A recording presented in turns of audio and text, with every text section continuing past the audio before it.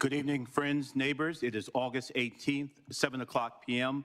I'd like to officially call this meeting of the Durham City Council to order to faithfully discharge the business of the people of Durham. Good evening to my honorable colleagues, to all of our friends and neighbors in chamber, and to all of our residents and friends on whatever platform you may be watching. His Honor the Mayor is traveling on business in accordance with our ordinances and charter. As Mayor Pro Tem, I'll be assuming the gavel tonight. We wish His Honor well in his travels, and after we establish quorum, I'll be asking colleagues for an excused absence for him. At this time, I invite you all to join me in a moment of silent meditation.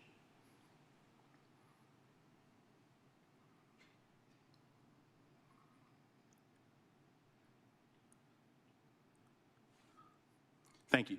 At this time, I'm going to yield to my honorable colleague, Councilmember Freeman, to lead us in the Pledge of Allegiance. Thank you. It's our practice to stand, salute the flag, and say the pledge together. If you'd like to join us.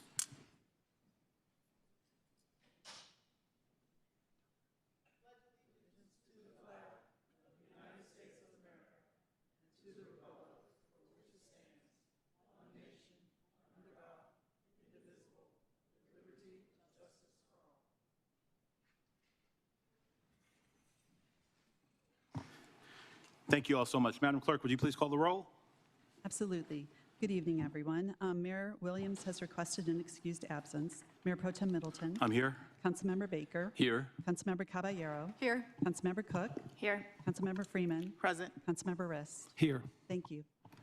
Thank you, Chair's opinion. Quorum is established. We can get down to the business of the people. Colleagues, I'll be asking for the excused absence after we go through our announcements. At this time, I'm going to yield to my honorable colleagues for any announcements. Good evening, Councilmember Cook. Good evening. Just want to say thanks all for being here. I don't have any announcements tonight. Good evening, Councilmember Baker.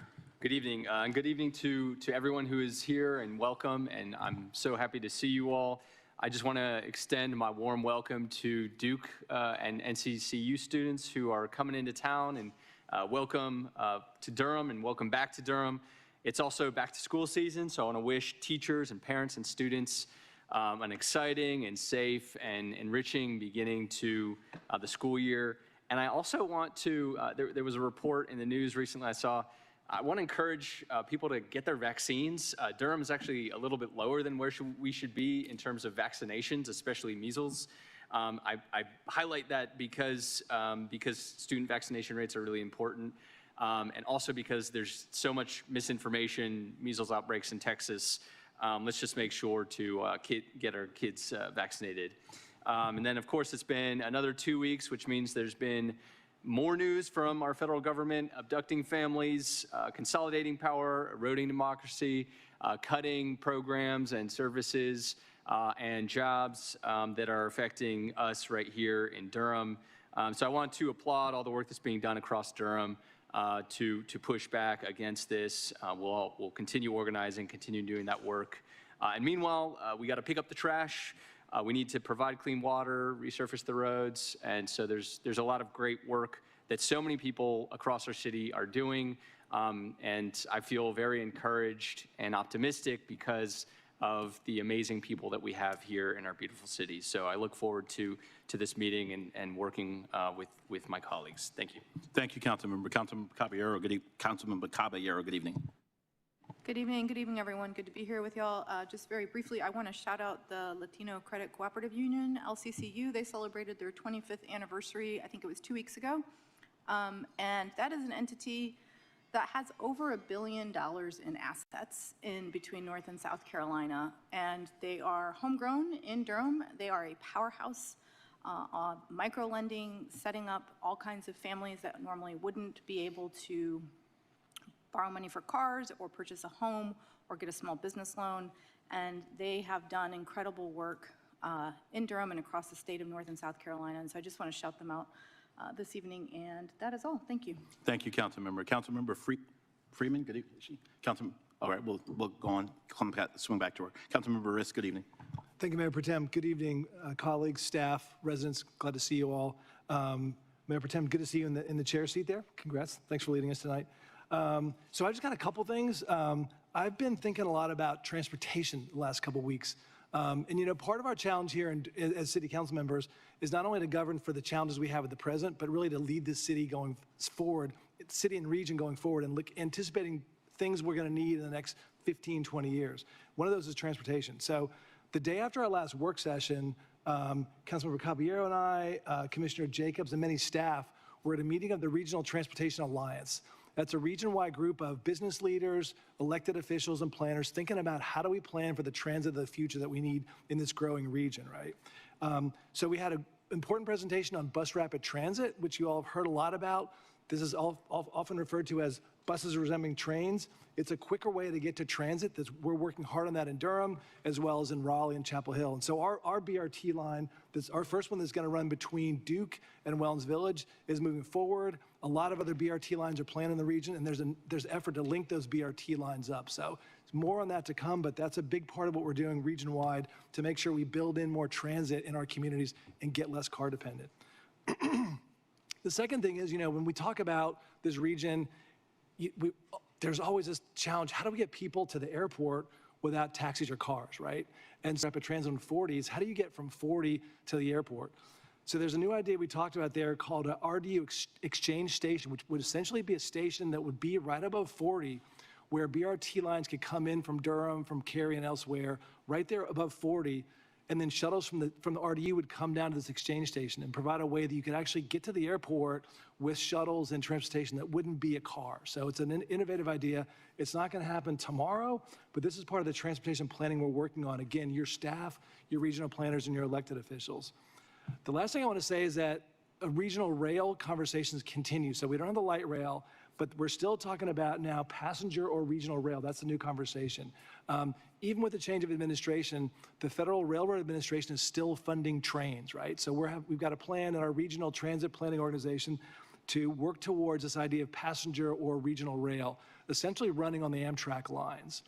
And so one challenge, and that would be like shorter trains, more frequent travel, so we could get between Raleigh, Durham. But the other thing is that we don't have an RTP station. And so at our meeting last Wednesday, right, of the Joint City-County Planning Committee, Joint City-County Committee, that's both county commissioners and city council members, we had a meeting or a presentation for the NCDOT about the development of an RTP rail stop. So again, this is kind of long-range planning, but that rail stop at RTP would be designed to connect with the Triangle Mobility Hub, which Go Triangle is building to link buses and bus rapid transit in the park. So all these things are pieces, building blocks we're putting together for the next transportation needs we're going to have going forward in the future. So I just want to give you that sense. I know it's kind of wonky stuff, but it really matters as we get around, as we build ways to get around this community that aren't car dependent.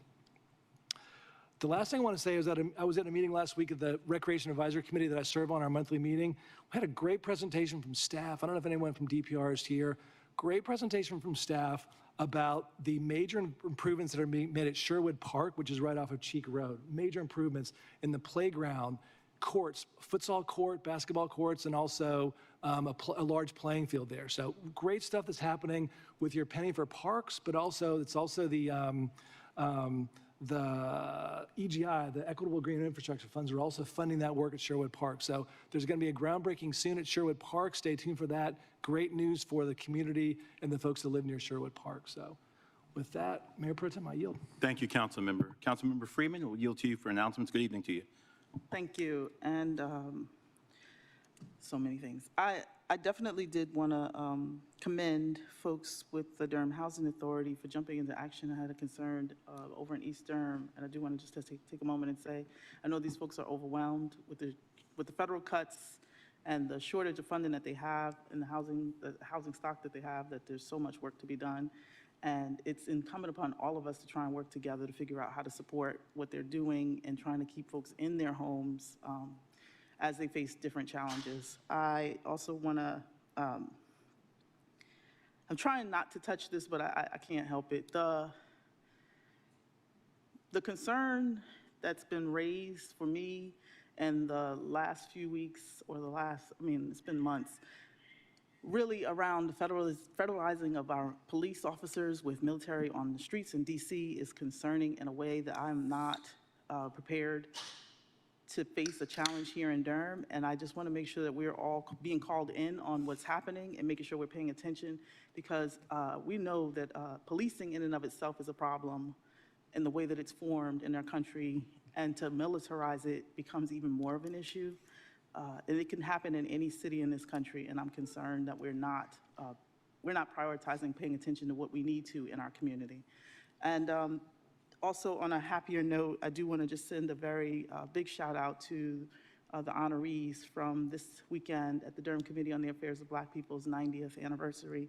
For 90 years, this organization has stood in place through rough times, through all of the things I can't even imagine in the 1930s and 40s and 50s and 60s prior to civil rights. And all of that's been rolled back as we've watched over the years. And so it's really critical that we all figure out how to come together and take care of one another in a way that's not punitive, petty, or ridiculous. And I'll leave it at that. Thank you. Thank you. Thank you, colleagues, for your announcements. Certainly want to associate myself, Councilmember Freeman, with your acknowledgement of the Durham Committee on the Affairs of Black People on celebrating 90 years. Congratulations to them. On behalf of the city and the mayor, we want to send our best regards out to a delegation from Tanzania who was just recently visiting the city of Durham. Some of you may know that we have a sister city, Arusha, in Tanzania. And there was a delegation who visited with us just a few days ago, had a state visit here to Durham and got to see some wonderful people and go to some wonderful places. So we wish them well in their travels back home, and we look forward to seeing them again real soon. And finally, I just want to send a shout out to the Sidekick Academy. Master Freddie McNeil launched a leadership camp today. I was at R.N. Harris Elementary School earlier today as their keynote speaker for a bunch of energized kids, young leaders who are learning leadership skills and learning how to assert themselves and learning the things that it takes to succeed in whatever area of life they choose. So I want to congratulate them on a successful start to their summer camp. And I told them I would shout them out. They're said they wanted to come, colleagues, and sit in our chairs here at the here in the chamber. And I know we'll make that happen for them. So good luck to all of the kids at the Sidekick Academy Summer Leadership Camp. With that, colleagues, absolutely, thank you. With that, colleagues, I'm going to ask for a motion to grant an excused absence to the mayor this evening. I'll entertain that motion. So moved. Second. I heard a motion and a second. Madam Clerk, would you please open the vote?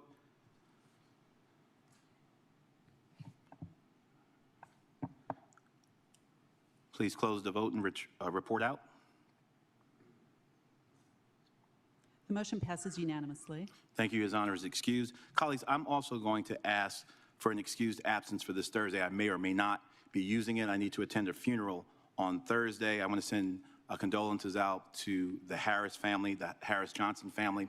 Joe Harris is the Director of Public Transportation, Director of Transportation for our Durham Public Schools. His mom made her transition just this week, and we will have a funeral service this week. Joe happens to be a parishioner of mine, and his mom was like a second mom to me. So I will be either late or not here on Thursday. Councilmember Freeman, I'm going to ask if you would conduct that vote for me. Of course. Thank you. Well, I need a motion. So moved. Second. A motion and a second. All in favor? I'll open the vote.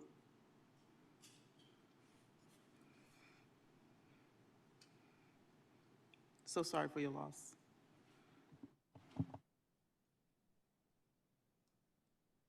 The motion passes unanimously. Thank you so much. Thank you, colleagues, so much for that. All right, friends, at this time now, I will turn to our executive leadership staff for any priority items, and we will start with our city manager. Mr. Manager, good evening. Good evening, Mayor Pro Tem, members of council. The city manager's office does have two priority items this evening. First, agenda item number 7, the 2026 city council meeting schedule. The 2026 city council meeting schedule has been updated to reflect city council's requests that you made during the August 7th, 2025 work session. Then for agenda item number 22, that's the Walltown Small Area Plan and Place Type Map Amendment. A presentation will be made this evening during the August 18th, 2025 city council meeting as part of the public hearing. Those are my priority items, Mayor Pro Tem. Thank you, Mr. Manager. At this time, I'll yield to our city attorney for any priority items she may have. Good evening, Councilor.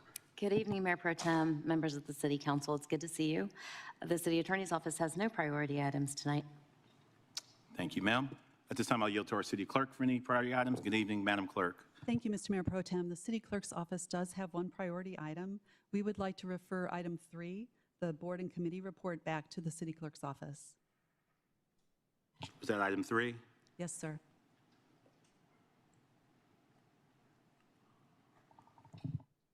All right, thank you for that. At this time, colleagues, I'll now read for the record our consent agenda. Our consent agenda consists of items that the council has already had opportunity to do a deep dive on at a previous work session, to treat it and ask any questions that we may have. And because of that, we can pass all of these items with one vote. However, any member of the public or any member of the council is free to pull one of these items off the consent agenda, and we will treat it after taking the vote for the rest of the consent agenda. I'll begin reading now. Consent agenda. Item number 1, Recreation Advisory Commission mayoral appointment. Item 2, Participatory Budget Steering Committee appointment. Item 3 has been referred back. That's boards, committees, commissions, and task force fiscal year 2024-2025 annual attendance reports. Once again, that's been referred back. Item number 4, Durham Workers' Rights Commission appointment. Item number 5, Durham Bicycle and Pedestrian Advisory Commission appointment. Item 6, Housing Appeals Board appointment. Item 7, 2026 City Council meeting schedule. Item 8, Central Square Technologies CAD to CAD Unify Cloud Subscription Service Contract. Item number 9, American Rescue Plan Act, ARPA, interlocal agreement with Durham County to support digital equity efforts. MiFi distribution program contract with Cellco Partnership, doing business as Verizon Wireless. Item number 10, amendment number 1 to professional services contract, SW50D North Duke Street, sidewalk improvements, tip number EB-5715. Excuse me. Item number 11, installment purchase contract, series 2025. Item 12, cooperative group purchase contract, hazmat truck. Item 13, second amendment to service agreement for project management consulting services with Turner and Townsend Heery, LLC. Item number 14, parking facility structural maintenance, package number 1, project contract change order number 5 with Carolina Restoration and Waterproofing, Inc. Item 15, first amendment to the solid waste management yard waste repairs engineering services agreement with Smith Gardner, Inc. Item 16, Environmental and Street Services Administration Building Roof and Envelope Repairs Design Contract with R&D Architects, PA. Item 17, Resolution approving street closures for the 2025 movable city open streets and 2025 Durham Holiday Parade. Item 18, FY26 Transit Grant Project Ordinances. The ordinances are listed. Item number 19, FY 2026 Durham County Transit Work Program Funding Agreements. Item 20, purchase order with Swan Analytical USA, Inc. for turbidimeters and controllers at the Brown and Williams water treatment plants. Nailed it. Item 21, professional services contract with Highfield Infrastructure Engineering, PC, for the 15501 and Cornwallis Road Waterline and Andrea Avenue Tank Drain Line Improvements Project. Item 26, grant agreement with the Durham Housing Authority for Forest Hill Heights relocation activities. Item 27, loan commitment for 902 South Briggs Avenue redevelopment, Mosaic Development Group. Item 28, amendment to city loan with KB Carver, LLC for Sandy Ridge Station project, increased loan amount and revised affordability terms. Item 29, resolution approval of a multifamily housing facility to be known as 902 South Briggs Avenue in the city of Durham, North Carolina, and the financing thereof with multifamily housing revenue bonds in an aggregate amount not to exceed $22,500,000.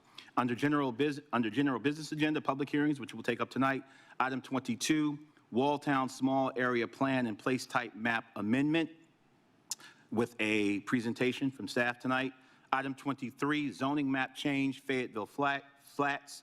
Item 24, zoning map change, 4218 South Alston Avenue.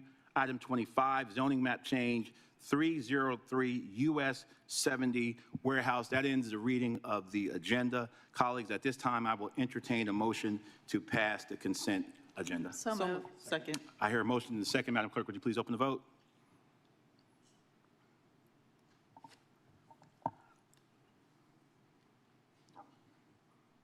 Please close the vote and report out. Motion passes unanimously. All right. Consent agenda is adopted. We'll move now to our general business agenda. First item is item number 22, Walltown Small Area Plan and Place Type Map Amendment. And I'll yield to the staff at this time. Oh, there you go. Hello, thank you. Before I begin, staff would like to state for the record that all planning department items, hearing items, have been advertised and noticed in accordance with state and local law, and affidavits of all notices are on file in the planning department.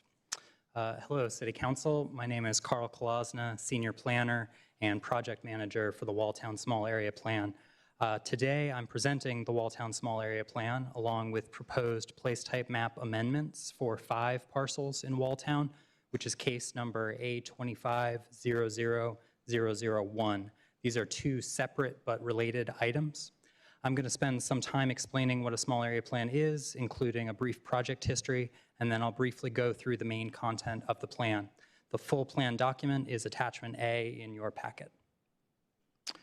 Small area plans are very similar to comprehensive plans, but with a more narrow geographic focus. They are land use plans. Small area plans are advisory, and they are not legally binding. They are not the Unified Development Ordinance or zoning development plans. Small area plans give advice and recommendations, but they cannot require anything, and it does not change what is legally allowable for property owners in the study area. The planning process involves equitable community engagement and staff analysis, which helps identify land use priorities and issues in the study area. The plan itself makes recommendations that are designed to guide potential development decisions, such as a zoning map change. The plan also includes actions, which are a list of specific steps that local government should take to address land use issues. The study area for the Walltown Small Area Plan is bounded by Green Street on the south, Broad Street to the west, North Buchanan Boulevard to the east, and Interstate 85 to the north. The boundary includes the former Northgate Mall site to the northeast. In 2023, the city and county adopted a new comprehensive plan, and as part of that process, we heard a lot of desire for detailed neighborhood-level planning that wasn't possible for a plan that large. Early in 2024, at the request of elected officials, the planning department began work to develop small area plans, and Walltown was the first area selected. The potential for redevelopment of the former Northgate Mall site was a key reason why Walltown was prioritized. A project kickoff meeting was held in late June last year. That meeting focused on the former Northgate Mall site and more general land use discussion in Walltown. Based on that feedback and building on grassroots community work and organizing in the preceding years about the mall, staff released a first draft of the policy guidance for the former Northgate Mall site chapter in August of 2024. Work for the rest of 2024 mainly focused on community engagement and revisions to the mall policies. Work in late 2024 and through 2025 focused on developing actions to address identified land use issues in the broader Walltown community. A detailed breakdown of these engagement phases is included in the appendix of the Walltown Small Area Plan, and the plan went before the Planning Commission on May 13th of this year and received a 12-0 recommendation. Comments from the Planning Commission are included in attachment B. This shows the former Northgate Mall site, just under 60 acres in total. The mall opened in 1960 and for many years was a main regional mall in Durham in the typical suburban style with significant surface parking. Between 2017 and 2019, the anchor stores Macy's and Sears both closed, and the mall completely closed in 2020. In 2018, the mall was acquired by a new owner. The area is designated a transit opportunity area in the comprehensive plan place type map, showing a desire for conversion into a high-density, mixed-use, transit-oriented development. The transit opportunity area place type is a key way of working towards the 15-minute community concept from the comprehensive plan, where residents have access to daily needs within a 15-minute non-automobile trip. So after an introductory chapter, the Walltown Small Area Plan is organized into 2 main chapters. As there's likely to be significant land use change at the former Northgate Mall site, the first main chapter of the plan provides policy guidance intended to inform development decisions, such as a zoning map change. This chapter is organized into 6 policy topics listed here. Each topic includes selected comprehensive plan policies that are relevant to the mall site. And in particular, the 15-minute community design topic carries over the transit opportunity area place type description text from the comprehensive plan. For each topic, the plan has new policies that are specific to the mall site. In general, the plan envisions phased transition to a grid pattern layout of high density and mixed use development that incorporates affordable housing, affordable retail options, public and community spaces, bicycle and pedestrian connectivity, and environmental sustainability. Elements described in the policies could be achieved with voluntary text and design commitments in a zoning map change process. I want to highlight one proposed change to the plan compared to the version shared at the Planning Commission. At the May 13th Planning Commission hearing, staff received a comment requesting additional visual elements and implementation strategies for this chapter. So in response, an illustrative example of a site design based on one originally designed by members of the Northgate Mall Neighborhood Council and the Walltown Community Association has been included in the 15-minute community design policy section on page 10 of the plan. A new policy, number 6, on that same page has also been added, which outlines potential public-private funding opportunities that should be explored to facilitate inclusion of public benefits in any redevelopment of the site. Finally, on August 11th, staff heard concerns from members of the Walltown Community Association about the impact that the new development ordinance might have on implementing the small area plan for the Northgate site. The current draft of the new Unified Development Ordinance proposes to change the zoning of the site to CX5, a zoning district that allows more uses and generally more height than the current CC zoning. The second main chapter of the plan focuses on land use issues and opportunities in the broader Walltown community. The recommendations in the plan take the form of actions, which are a menu of specific steps that could be undertaken by local government, especially outside of the development review process. The plan has recommendations on paper streets, public land, private alleys, place type map and zoning, transportation, and historic resources. I want to highlight one set of recommendations in this chapter related to paper streets and public land along Sprunt Avenue.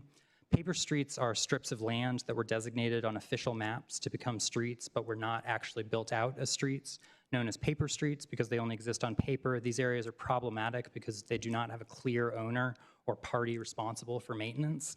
They are not legally maintained by the city. Paper Street A, as it's called in the plan, shown here, had around 500 pounds of trash and debris removed from it so far this year. And just to the north of Paper Street A, denoted with the blue X's, are 3 city-owned properties.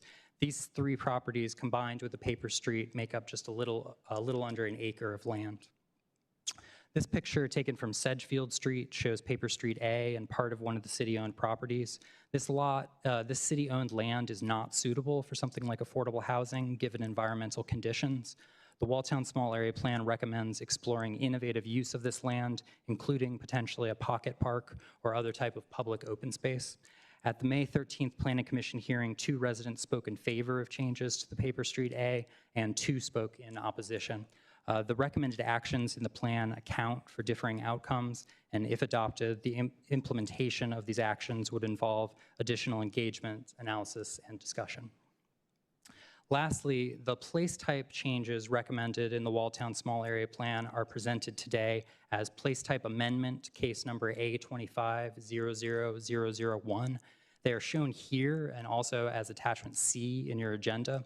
The property at 1406 Broad Street, which is shown in red on the black outline on the left side, is currently designated neighborhood service area in the place type map, and the 2 properties at 1402 and 1400 Clarendon, shown on the right side of both images, are currently designated established residential. Note that the 2 properties on the right are 2 of the 3 city-owned properties next to the Sprunt Avenue paper street. So all 3 of these properties have streams running through them that would make either small-scale commercial or residential development difficult. The plan recommends changing these parcels to the recreation and open space place type, shown as green in the right image. And finally, the properties at 1305 and a portion of 1303 West Club Boulevard are currently designated established residential in the place type map. These parcels contain the Walltown Graded School, and the plan recommends changing the place type for these 2 parcels to community institution to match their current and historic civic land use. That concludes my presentation. Staff is available for any questions and provide additional details about any elements of the plan. Thank you. Thank you very much for that substantive report. Colleagues, I'm going to yield to the dais. Is there any questions before we go to our neighbors who want to speak? Councilmember Cook, please. Great report, thank you. I just quickly was wondering if you could state more about the 3 parcels of land in the paper street and why it's not suitable for other types of building. Yeah, they're not suitable because there are significant either perennial or intermittent streams that run right through the middle of them. These would carry stream buffers in the Unified Development Ordinance, and in general, they're land that really should be preserved in perpetuity and not developed on. So that's why staff is recommending those changes. Colleagues, Councilmember Caballero, please. Thank you. I have just a follow-up question. I heard with the first proposed place type map change, it was city-owned parcels? One of them is, yes. Okay, what about the other one? Yeah, that map. The other one is, oh, I apologize, actually, yes, all 3 of them are Okay, city-owned that's what I was, parcels. okay. Yeah. And then on the subsequent slide, is it also publicly, or it's community institutions, is that what you said? Yeah, Okay. community institutions, the proposal, these are not publicly owned. We've reached out to the property owner a number of times about these. We haven't heard anything back, but these are privately owned. Okay, and we'll get to it later about kind of the engagement with paper streets and whatnot, maybe after the public hearing part of this. Okay, because I have more questions around that. Absolutely. Colleagues, anyone else? All right, I'm going to officially declare this public hearing open, and I'm going to, Mr. Ghosh, did you want to, I have you as a resource for this, did you want to add anything or speak? How much time do you anticipate needing? None at all. I'm just here on behalf of the ownership of Northgate Mall. Didn't really have any comments prepared. I will just take a moment to acknowledge the hard work that staff put into it, and that we appreciate all of the hard work, dedication, time that went into this from staff and the community. It was a very collaborative process that resulted in the small area plan. So. All right, sir, thank you. All right, then I'm going to go to our neighbors who wish to speak. I'm going to start with proponents. As I call your name, if you don't mind, if you're here, would you just queue up along the railing, my right, your left, and you'll each have 3 minutes. I'd like to welcome Brandon Williams, Ezra Norberg, Cynthia Williams, Angel Iset Dozier, and Mimi Kessler.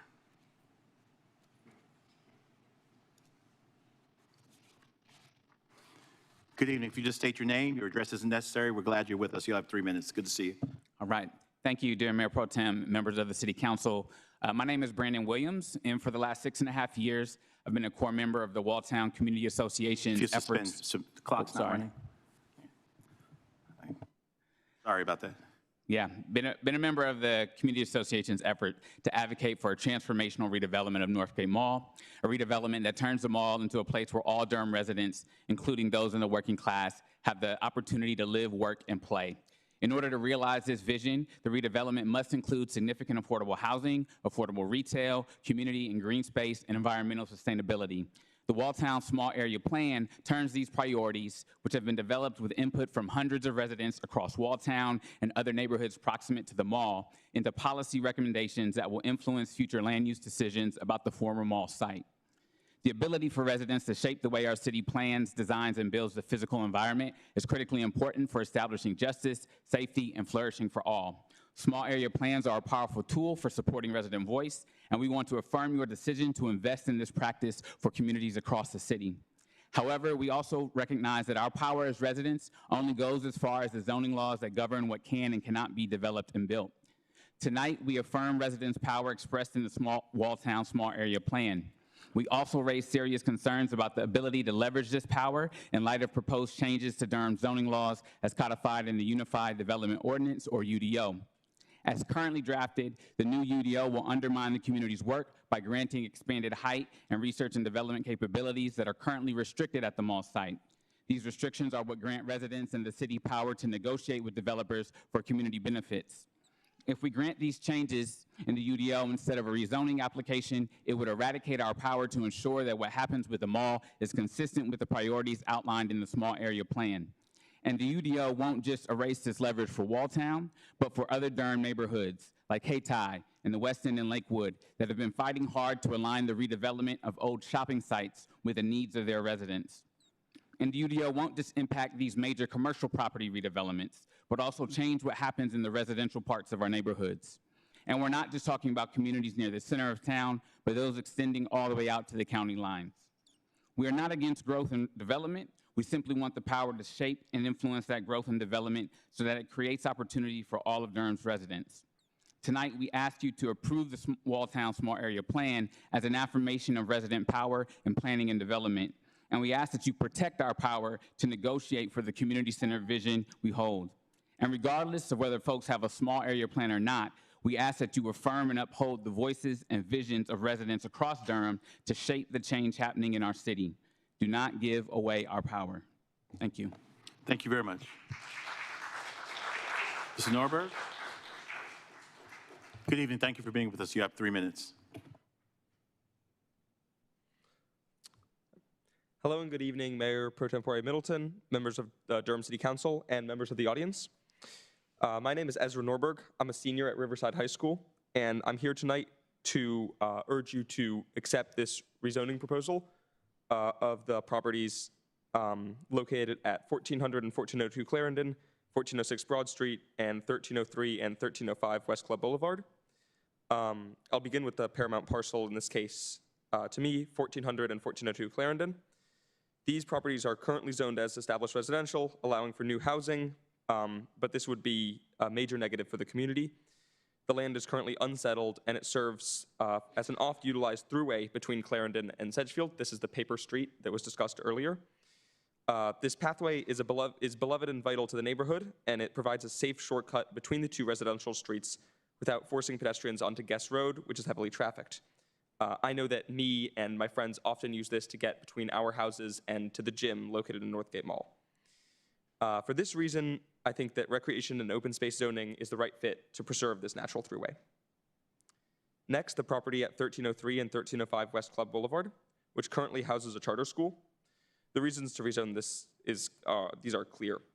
Community institution zoning is designed for schools and other public service uses with the space and parking they require.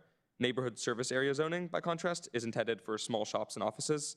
A charter school is not a storefront, it's a civic institution. Community institution zoning is the proper fit. And I have no comments on the property located at 1406 Broad Street. For these reasons, I respectfully urge you to approve the rezoning proposal and preserve vital community space and ensure our civic institutions are properly supported. Thank you for your time. Thank you very much for being with us. Cynthia Williams, good evening. Thank you for being with us. You have 3 minutes.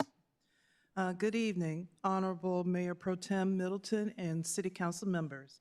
My name is Cynthia Williams, a resident of Durham's 27713 zip code and chair of the Coalition for Affordable Housing and Transit of Durham, better known as CAT. Over 2 years ago, an urban planner by the name of Nate Baker introduced CAT to the concept of small area planning. We recognize its potential to strengthen affordable housing analysis and community engagement. Since then, we've consistently advocated for this approach during the last 2 city and county budget cycles. Tonight, I'm here to reaffirm CAT's enthusiastic support for the Walltown Northgate community and the city staff's report that you just heard, resulting from their small area planning efforts. Over the past year and a half, CAT members have actively observed and participated in the collaborative work between Walltown residents, city staff, and the real estate developer. We witnessed a committed community engage deeply in shaping a visible real estate plan. Their dedication and the professionalism of city staff was truly inspiring. We respectfully urge the city to adopt what was presented tonight and to replicate this small area planning process in other Durham neighborhoods facing complex redevelopment challenges. Small area planning offers a path toward inclusive, transparent, and community-driven development. Durham has the opportunity to become a statewide model for equitable urban planning. CAT stands ready to support that vision with you. Thank you for your time. Thank you so much for being with us.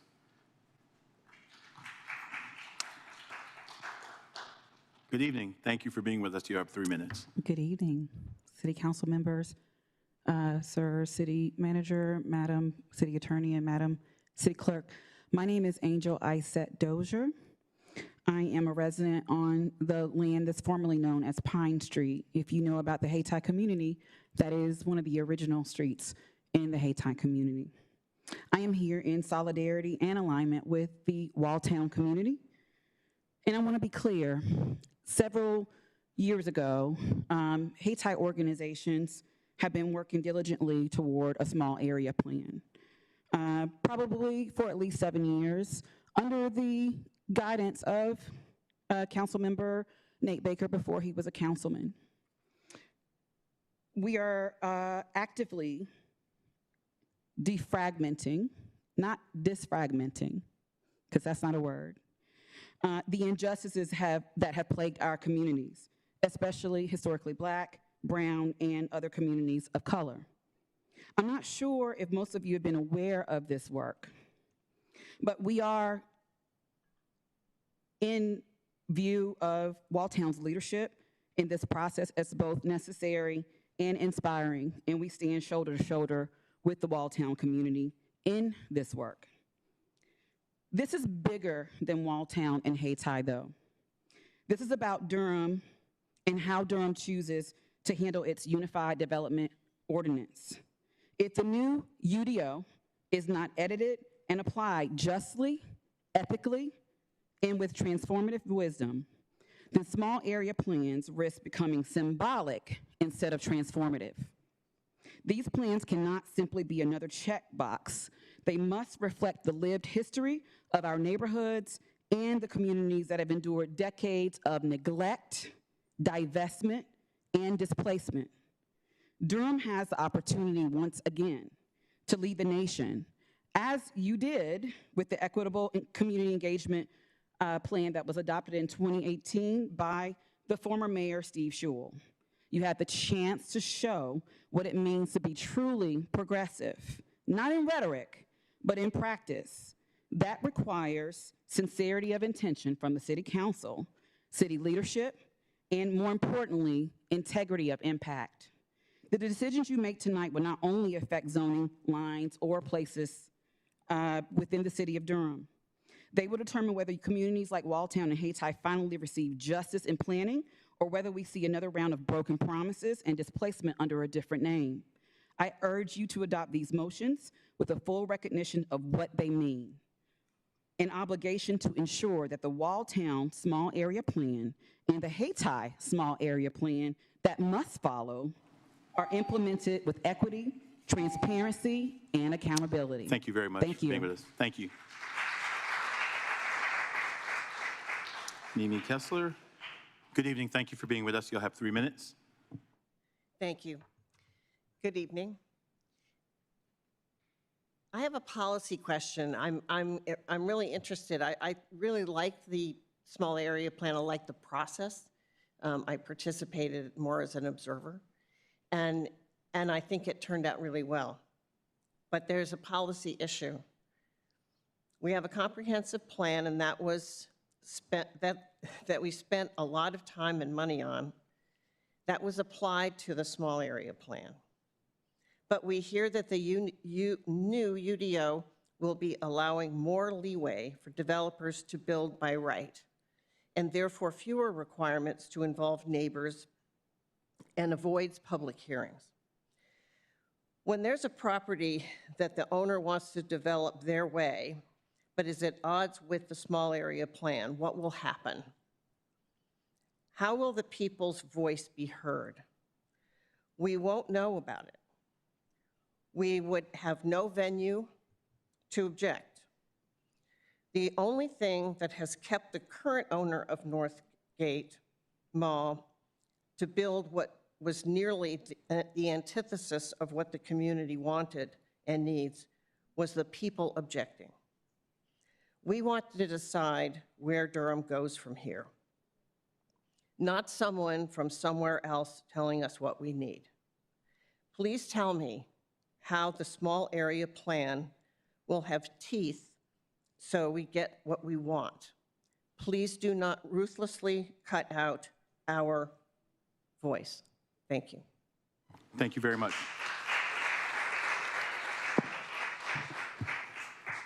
I believe we've exhausted all of the proponents. I'm going to turn now to the opponents, and I'm going to go firstly to our virtual platform. Madam Clerk, would you please let me know if Beverly Evans is in queue? And if so, would you make her hearable? Ms. Evans, can you hear me?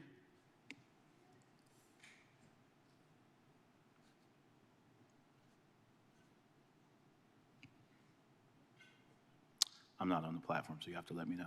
Mr. Mayor Pro Tem, she's not responding. Not responding? Okay. We'll come in-house, and then we'll circle back around to Beverly.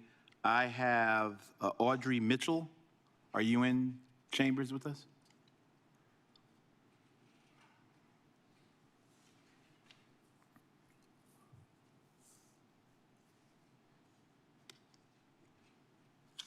And in the meantime, Madam Clerk, if you can alert Beverly Evans, we'll come back around to her. Good evening. Thank you so much for being with us. You'll have 3 minutes. Good evening to the council members, as well as Mayor Pro Tem and everyone else. I'm Audrey Mitchell, and I'm a member of the Walltown Community Association. I'm the president. I agree with, I'm sorry, I did not mean to say I was an opponent. I am a proponent. So look at me as saying that I am a proponent, because I agree with what the committee did, working with Northgate for Walltown, is the small area plan. And I think that was something that we needed, not only in Walltown, but in other areas of the city and other communities of the city. So I go along with that, and I do agree with that. I'm not going to take up much time because all was said that I wanted to say. So I agree with what was said, and I hope you all take that in consideration as to what was said about the small area plan. And agree with us on it. And right now, I would like for you all to know, since we have some support, that we have supporters here from the Walltown community, and I would ask them to raise their hand or stand so that you know that we are all together and working with this as well as the, thank you. Stand up. Thank you, Cynthia. And I just appreciate what you all said, and we agree with it. Thank you. Thank you so much.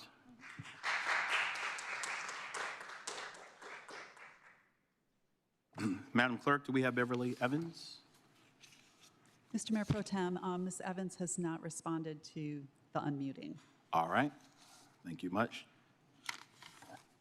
I have exhausted all of the names I have for this. This is a public hearing. Is there anyone in chamber with us who wishes to speak on this item who has not already spoken? This is a public hearing. Seeing none, I'll return to the dais, and I'll yield now to my honorable colleagues for questions and comments. Let's go. Councilmember Baker, Councilman. Thank you, Mr. Mayor. Mayor Pro Tem, congratulations to you all for your work. You did this.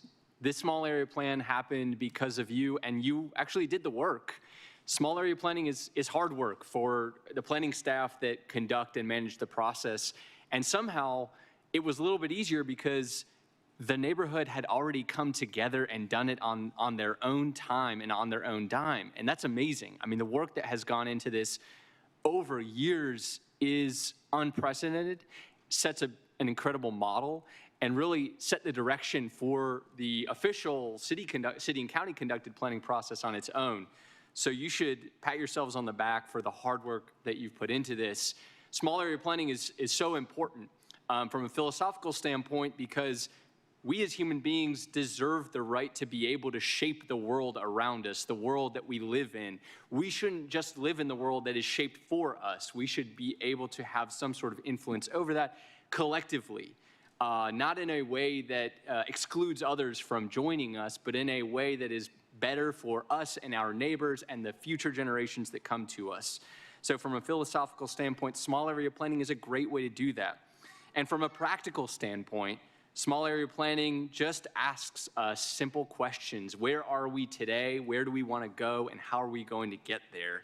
And then because it is comprehensive in scope, but limited in scale, we get to be more fine-grained about the ways that we answer those questions. So it doesn't just look at zoning. It doesn't just look at capital investments or community engagement. It doesn't just look at food deserts or childcare access or streets or lots or blocks. It doesn't just look at community programs, but it looks at all of those things together, and it goes out into the community and asks people what they want to see. What are the issues that you feel afflicted by today, and how can we improve your life and your neighbors' lives? So small area planning is incredibly important. And I want to congratulate staff for the work that they have done.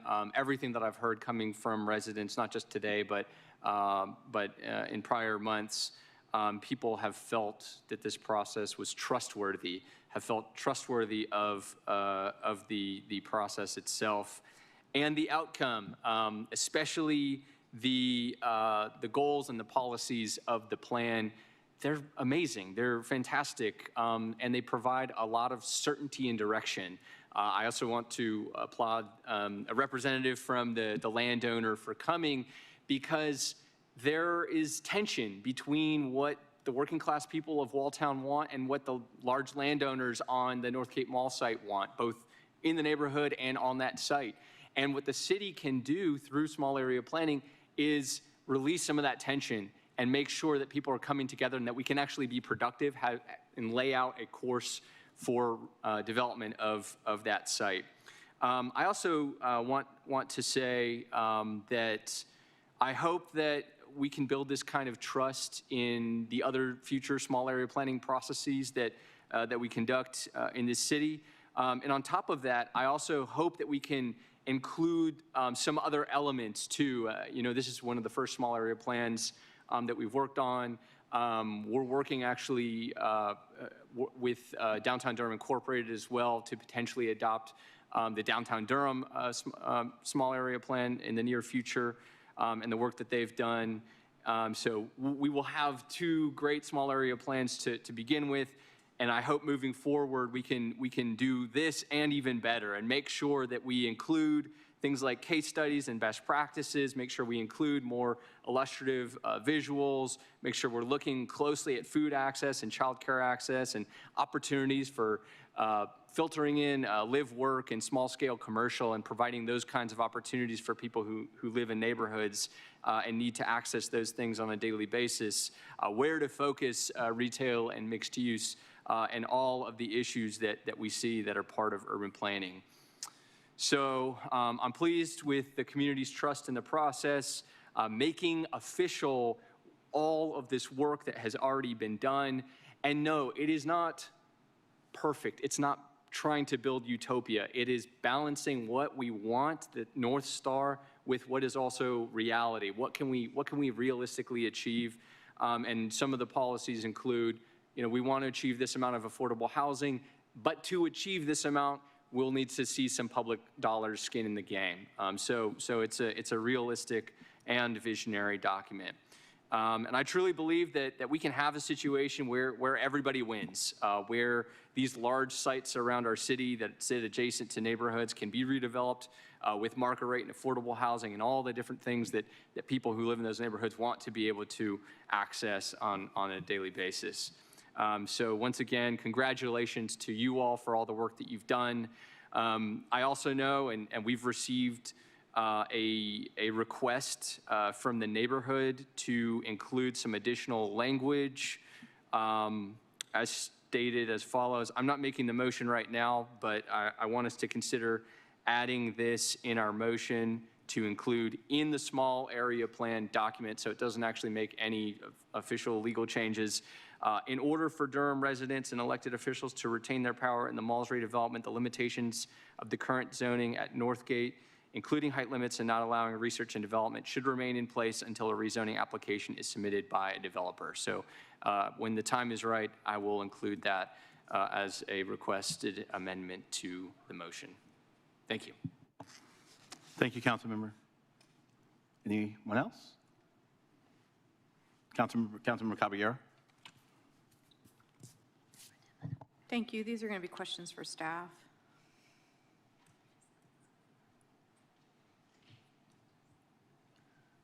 Hi. First off, I just wanted to say thank you to Carl. I know that you did the lion's share and certainly presented at joint city-county planning, and so I just want to say thank you, and thank you to the rest of planning staff. Several comments and emails highlighted your work, Carl, so I just wanted to make sure that you get your flowers. And I just want to thank staff broadly. I thought this was a very thorough process. Y'all came to us at Joint City County Planning. I asked a lot of questions. I still have some of those questions. I know that they're in the document. I guess it's the second attachment A. So the piece around flooding we talked about pretty deeply at Joint City County Planning. And then within that, there's a suggestion around doing more, basically more accurate mapping that was raised. You know, that's something that I know I raised. And so I would like to, like, I'm good with this and voting for this, but at some point, those clear action steps, I would love to have a better timeline on when we can expect that. I know some of that might be funding to do more studies. I think especially after Chantal, I think that that's going to be a question mark for other parts of the city because we know that those FEMA maps aren't necessarily the most accurate or just how storms are forming now. So would love to know, and maybe that's more a question from Sarah or for Sarah versus you, Carl, but would love to know what the timeline around that one is, and then kind of what is that engagement going to be for those residents, because flood insurance isn't cheap. And I don't want to catch residents off guard, like they might say yes to a thing and not really understand the consequences, even if it's better, but there's still a financial consequence for them. Yeah, so Carl Klosna, Senior Planner. Our implementation strategy for the small area plan is similar to the comprehensive plan. These actions are going to be rolled into our big spreadsheet of actions that we're looking at. I think with that feedback, particularly as we're putting together the work program for the planning department to think about in the coming year, we can certainly look at that and see if that's something that should be prioritized to be looked at first. There are other departments that I think it's important to coordinate with that. I've spoke to formerly Public Works, now Streets and Environments, I believe, the Stormwater Division, basically, who believes that they have detailed analysis or the beginning of detailed analysis to start to get an understanding of what the flood risk truly is in those areas. So collaboration with them would be really important. Thank you, and I look forward to bringing that back to us. And then I think you answered my one question around public land on the paper streets piece. With the closing of alleyways, what can we expect on that timeline with engagement of residents? Yeah, so this is back in 2006, City Council actually approved an item to close a number of the paper streets in Walltown. What is required as part of that is a surveyor to actually survey the land and to show on a map that those areas, the ones that are appropriate to be closed. So I think similarly, this is a pretty high priority one that we've heard from residents. There are folks who have trees and other things that are in these sort of no man's land area that's very frustrating. So again, I think that's something we can prioritize looking at the work program or a budget request to get that rolling pretty quickly. Thank you. I just want to state up here that that is a priority for me as a council member. If we're going to put these kinds of plans in place, the things that are actionable and that we have to do, we have to do quickly. We can't wait several years for those impacts to benefit residents. So I just want to share that up here with colleagues. That's all. Thank you. Thank you, Councilmember. Councilmember Freeman, I think I saw your hand. Thank you. Just want to thank you as well, Carl, and staff in the planning department. And also just want to make sure that I do thank Councilmember Nate Baker as a urban planner, essentially donating support for a community to actually be able to do this. But that's not sustainable. And so I do want to make sure that we're keeping it on our council radar, how this is going to work for other neighborhoods and who goes first and second and third, because that will matter. I do want to say I heard, my mom always says, you know, you got 2 ears and 1 mouth. I heard do not give our power away. I also heard the new UDO could be edited and applied and create injustice in the planning. I heard the equity, integrity, and accountability, and we want to decide where Durham goes from here. I heard the on our own dime and time, and I heard the collective ability to shape our neighborhoods through small area planning. And I want to say that I don't want to just hear it. I want to make sure that it's actually implemented in a way that's beneficial to the community, especially with the case that we had on Lakewood. and how things turned out. It would have been great to have a small area plan in place to have this conversation so that the community was prepared for what's coming, and they actually have some say-so and what that should look like before a developer even submits an application. So I want to make sure that we're not waiting for just a work plan for this conversation. I want to make sure that the council is actually having a conversation as well and figuring out what that looks like. And then I want to tag on to Councilmember Caballero's comment and saying that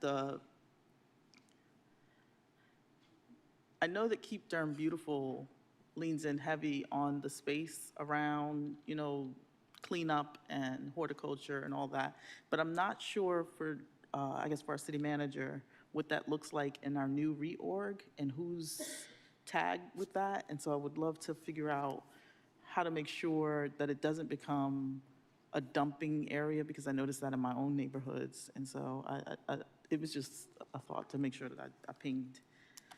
Other than that, I do want to congratulate the Walltown neighborhood, and I mean, I also heard the solidarity with Hayti, and so I think that that's the way we should move forward, and acknowledging that this work is done neighborhood by neighborhood. Each neighborhood has its own footprint, its own culture, its own historic significance to the city of Durham, and we want to make sure that we're honoring it as best as we can.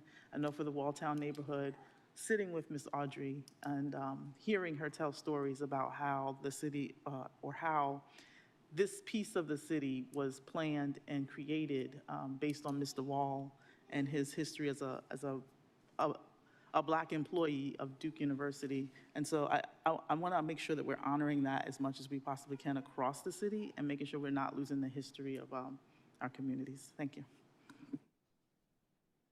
Thank you, Councilmember. Councilmember Riss. Thank you, Mayor Pro Tem. First of all, residents, again, thank you for coming out and the work you've done over the last year plus to develop this plan. Amazing work. I think this is a great tool for Durham. I do want to thank Councilmember Baker. It seems like your hands are all over this. You have been involved in this from the very beginning. This work predates my time on council. I know as I was running this issue, like we need to develop smart area plans, was a conversation that came out of the comprehensive plan. So great to see the first one that's been developed, and I look forward to more of these.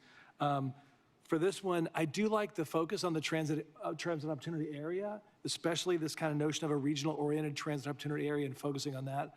I like the lifting up the 15-minute city concept, the affordable retail, affordable housing. All those pieces are really complementary, so great job. I support this 100%.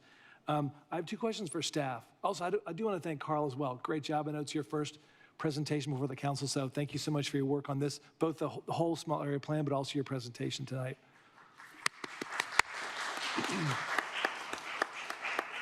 So the first question is, it seems as I was reading the plan, I seem to recall there were more place type map changes suggested in the plan that have come to us tonight. Is that correct? And can you say more about that? So there are not any other place type map amendment changes. There are zoning map changes, and the reason we aren't bringing those forward is because those are going to get rolled into the new UDO process. There are a couple of small parcels that basically we identified inconsistencies between what their current use is and what the place type map designation is for them and what their zoning is. So there are recommendations to align the zoning with the place type and the current use, basically. But that staff will be rolling that into the new UDO process. Okay, great. Thanks for clarifying that.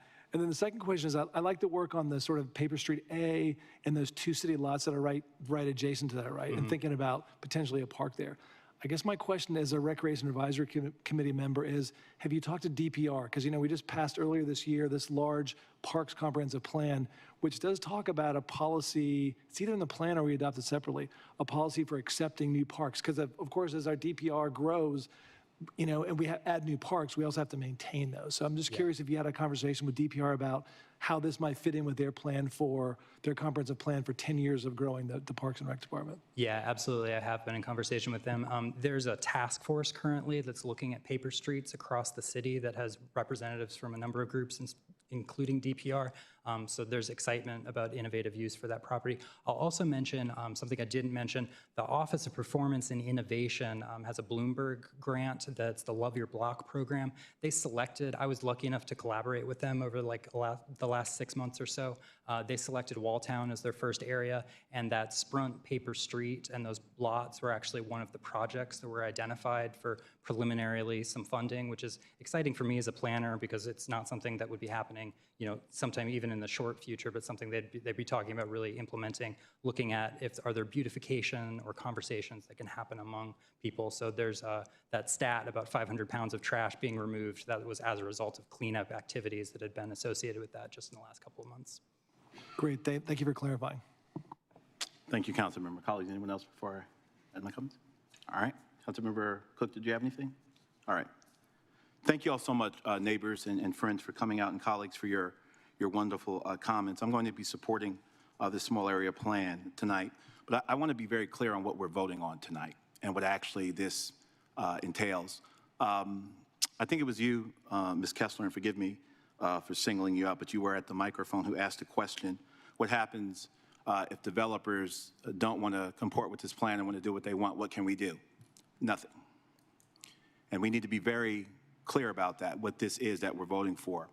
Walltown in 1990 was 60% black.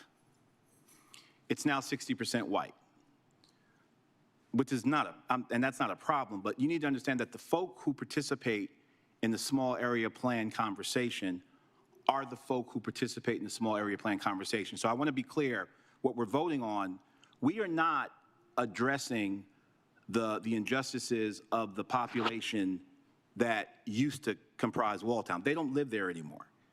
Hayti is a different conversation. Walltown's composition is not what it used to be. So for folk who say that the area is gentrified, you need to understand that many of the people you're calling gentrifiers are part of this, comprising this plan. And that's not a bad thing, but we just need to understand that that's who's comprising the plan. The most successful small area plans in our country are successful, to Ms. Kessler's question, because everyone is at the table. What makes the landowners in the discussion compliant and more supple to doing what's in the plan is because they were part of the plan. If you call them racist and kick them out, but they still own the land and you comprise the plan, we will ultimately run into what you've talked about. And that is, if they don't agree with the plan, what can we do? I want to tell you what we can do as a government, because if you believe that we can tell other people what to do with their money and their land, then what do you think we can do with our own money, with our own land as a government? If you think that we have the power to do that, you should be asking us for reparations. We can't make the developers do what they want to do with their money, but we have the power over our own purse strings. So plans come and go. Plans, depending upon who's sitting in the seat, are as effective as the people you elect to follow them.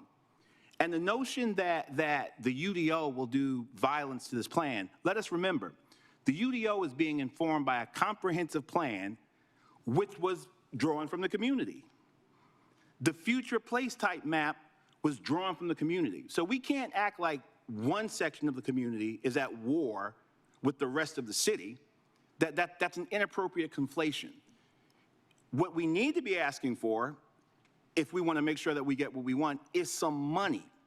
In the Fayetteville Street corridor, we just passed $10 million, which is I hope is a down payment. If you think we have the power to tell other people what to do with their money, tell us what to do with our own money. Organize and ask us to pour millions of dollars into Hayti, millions of dollars into Fayetteville Street. I want every African-American person that's concerned about small area plan or any historic neighborhood in this town to know that plans have no ordinance or legislative power behind them. Get the money. Get the money for business incubation. Get the money for beautification. Get the money to build capital. Get the money so our business owners can participate in the supply chain.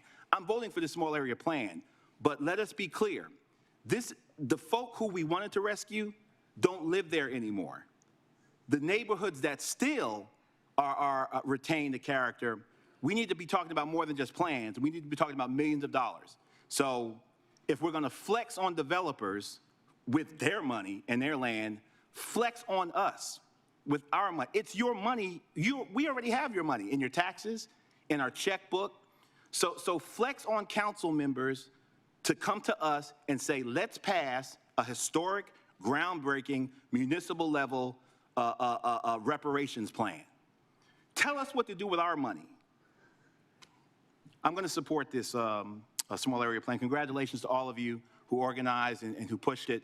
But I hope that we will, moving forward, understand, to Ms. Kessler's well-placed question, we can't tell landowners what to do any more than we can come to your house and tell you what furniture to put in there, or what lawn furniture to put, or how to paint your house or your deck. You don't want us doing that. And until that changes, we need to be real about the lay of the land, get the money, and start with the money that you already own, which we have the checkbook to. Thank you. This public hearing is officially closed, and the matter is back before the council. With that, colleagues, I'm going to entertain a motion to adopt a resolution amending the Durham Comprehensive Plan to include the Walltown Small Area Plan. Unreadiness, I just want to make sure that we're clear, I just want to make sure I'm clear on which motion Councilmember Baker was talking about. It was the first, second, I'll just make a motion to amend that motion. the first one. Yeah, so we can vote on that, and then we can vote. Yeah. So I'm going to make a motion to amend the motion that was just made to include the language, in order for Durham residents and elected officials to retain their power in the mall's redevelopment, the limitations of the current zoning at Northgate, including height limits and not allowing research and development, should remain in place until a rezoning application is submitted by a developer. So we will just vote on that motion, and then, if I'm correct, we'll vote on the small area plan. Well, no, we'll proceed this way. The motion hasn't been seconded yet, so it's not a live motion yet. Well, I've put a motion on the floor. We've had a motion. When we get a second, if a colleague wants to propose an amendment to it, then we'll hear it then. Second. So who moved it? Who moved the motion when I called for it? Just let me do it again. Well, let's do it again. Let's do it again. We've received a presentation. I'll entertain a motion to adopt a resolution amending the Durham Comprehensive Plan to include the Walltown Small Area Plan. So moved. Second. I hear a motion in the second.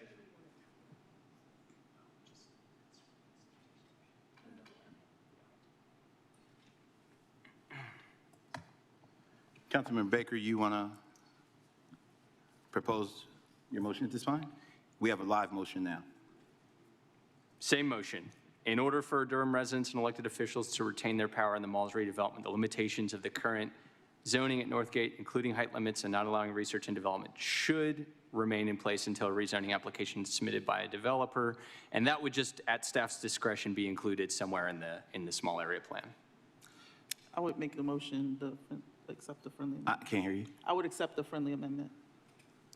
Well, it's not. Well, it's not a friendly amendment. It's an actual Second. motion. And vote on it. I haven't heard a second. I think that, okay, I'll second that.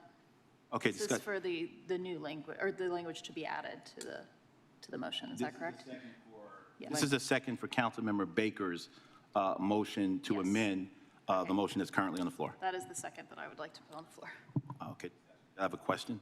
Councilmember Caballero? Thank you. I'm just perplexed.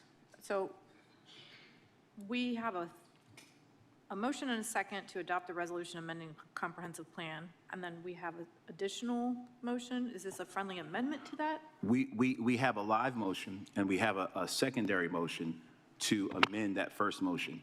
After discussion, I will entertain a vote on the motion to amend the prior motion. If that fails, then the motion that's live will stand as is. Which If is it the passes, original? then we will amend the primary motion. Okay. The language that Councilmember Baker is suggesting has not been sent to this council at all. Usually, things like this would be routed through JCCPC. We have a joint city-county department. My assumption would also be county commissioners have to vote on the small area plan because it changes the comprehensive plan, and I do not. Okay, that's good. Okay, because I was like, there's other folks who have to do this or look at this, but I'm getting ahead now. I'm not comfortable adding that. This was a lot of work that planning staff did. There's a process that people get to look at, and that's at JCCPC. There's reasons for that. It allows folks to, it is iterative. And so I'm not comfortable adding the the motion from Councilmember Baker. Thank you. Thank you, Councilmember. Anyone else? Councilmember Freeman, I yield. I would just ask if he could repeat the language one more time. Madam Clerk, would you, or Madam Attorney, would you read the, or Nate, somebody, read the language of the, Yeah, I'll read it. And this was proposed by a member of the community. We received an email about it.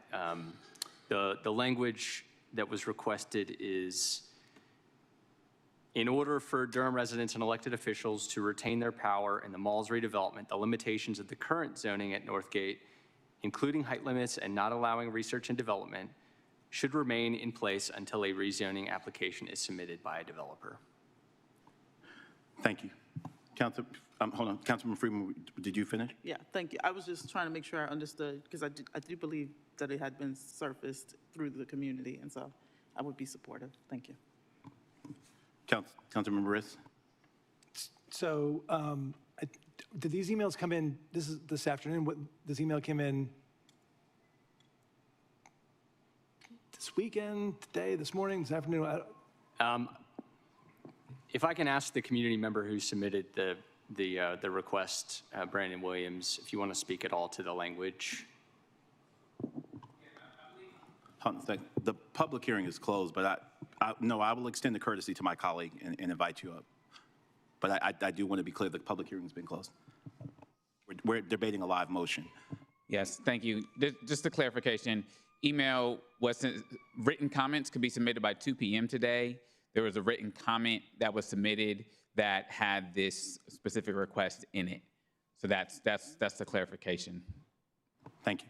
Okay, I think I did, so that was, I think you said, yeah, the clerk said, so that was, yeah, that came this afternoon. Okay, so we did receive those late in the day.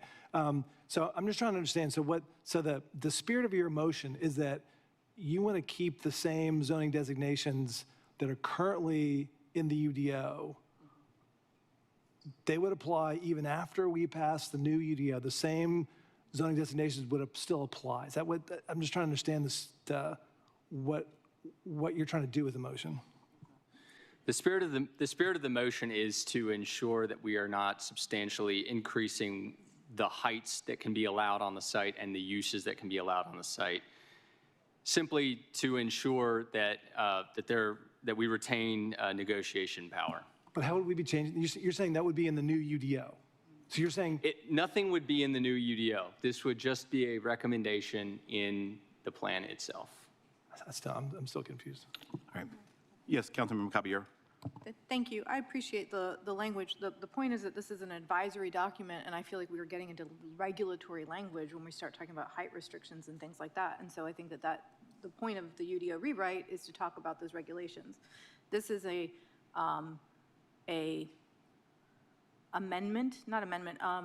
adjacent document, a more fleshed out document that aligns with our comprehensive plan. Also, a plan that is not regulatory.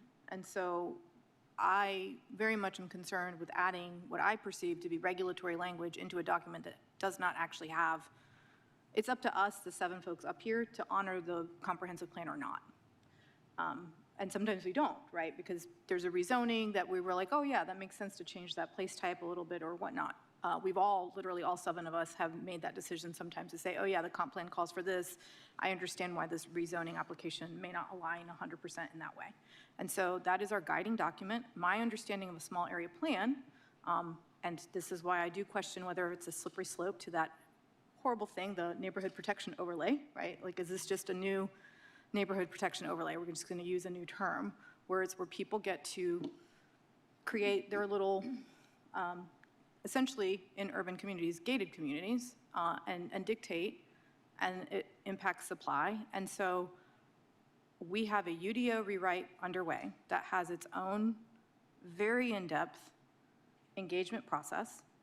It's been going for over a year now.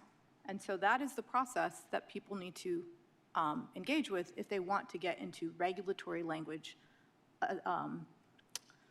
that is attached to zoning. That's all. Thank you. Okay. Councilmember Freeman, please. Just a question for staff. If it's in the UDO, would that impact all of the developments versus if it's in the small area, like planning, it would impact this one area of development? Like, wouldn't it make sense to just kind of direct it where it needs to go, like where you're trying to protect and preserve the cultural history in the community, like that would make sense, right? Good evening, Sarah Young with the Planning Department. Yes, something in the plan specifically would apply only to the geographic area. However, I wanted to add a little bit of context that as written, that wording is problematic because the new UDO, the districts will not be the same as the districts we have today. And so through the UDO, we can work to find what the most appropriate district should be. But as worded, that seems to lock in today's zoning, which is just not going to be possible based on how the draft districts are created right now. That was my question. So it sort of like locks in. Councilmember Riss, you reckon? I'm sorry. Go ahead. I'm sorry, Councilmember Freeman. Sorry. So I just want to say, so what you're saying is in the current UDO, that zoning is changed? Correct. The zoning that exists today, all the zoning districts are changing, their names are changing, some of their permitted uses and development standards are changing, so there will not be a district in the future that exactly matches the districts that are in place today on this site. And it won't be a one-for-one? We can work to find the closest match through that project. And a one-for-one would be like RS5 becomes a? What is it? RD, yeah. RD? RD. Okay. And Yeah. RD just flat, no height restriction or anything? So, no, RD is a residential district. So this site is in the place type map. It's a transit opportunity area. So it would not get residential only zoning in order to comply with the comprehensive plan place type map. It would be a mixed use type zoning. And there are a number of those possible district options, and that's what we would work through the UDO rewrite process. And those possible district, because what I'm hearing the community say is they're concerned about height. And if this small area is moved to RD, what is the height that would give to any development? So right now in the UDO, it is not RD, it is CX5, which is 5 stories. There are other mixed-use options with different heights that are a possibility that we could look at. Okay. Thank you. Thank you, Councilmember. Councilmember Riss, did you? So again, Ms. Young, if you, so you're in, I just want to make sure I'm clear. So like the spirit of this is to kind of lock in the zoning that currently is in place even after the UDO would be passed. So is that what's the spirit of this is? That's what I understand. That's your interpretation. I'm just trying to get a sense of what this is trying to accomplish. Yeah, my understanding is that the intent with this proposal is to ensure that the site is not upzoned to a degree where that through the new UDO, they could do by right development and therefore kind of render the small area plan moot because it wouldn't have to come before council for a rezoning. Thank you. Thank you. Colleagues, anyone else? Councilmember Baker? Yeah. I think the spirit of the conversation is clear. I think the conversation is clear, and I hope that I hope that staff can work closely with the neighborhood to ensure that the appropriate action is taken. But I'm going to poll the motion. All right, motion is withdrawn by Councilmember Baker. The motion, however, did have a second, and when you have a live motion, it's no longer just the sole property of the person who proposed it. In this case, I'm going to exercise the prerogative of the chair. Who seconded the motion? Are you okay with him withdrawing it? All right. Yes. Then we won't vote on the withdrawal. We'll honor our colleagues' desire to withdraw. I'm going to restate, well, the original motion is still live. Let me restate it just for the record. To adopt a resolution amending the Durham Comprehensive Plan to include the Walltown Small Area Plan that's already been moved, and a second. Madam Clerk, would you please open the vote?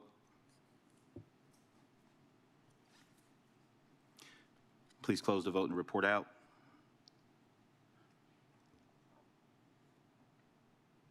Motion passes unanimously. All right, I'll also now at this time entertain them. Mine didn't get recorded, did it? I'm sorry? It didn't get recorded. I'm sorry, Madam Clerk, if you could I thought I clicked the yes button, so it must not have gone through. All right, if you don't vote, it's an automatic yes. Pardon me? If there's no vote, Yeah, It's but I an just wanted that to be recorded as a yes, but yeah, thank you. We got you.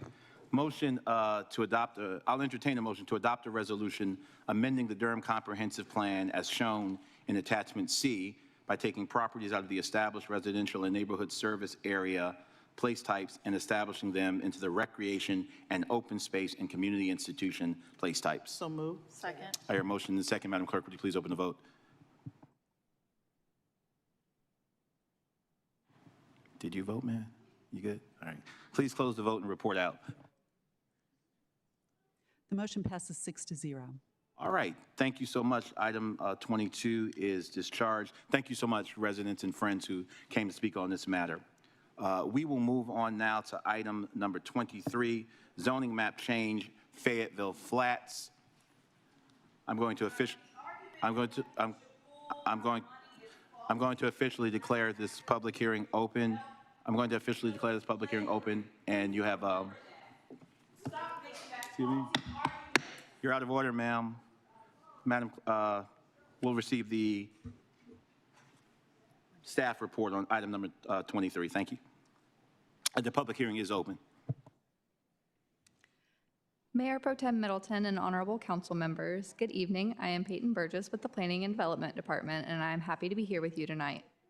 A request for a zoning map change has been received from Neil Ghosh of Morningstar Law Group for one parcel of land. Would you suspend for just a moment until we have order?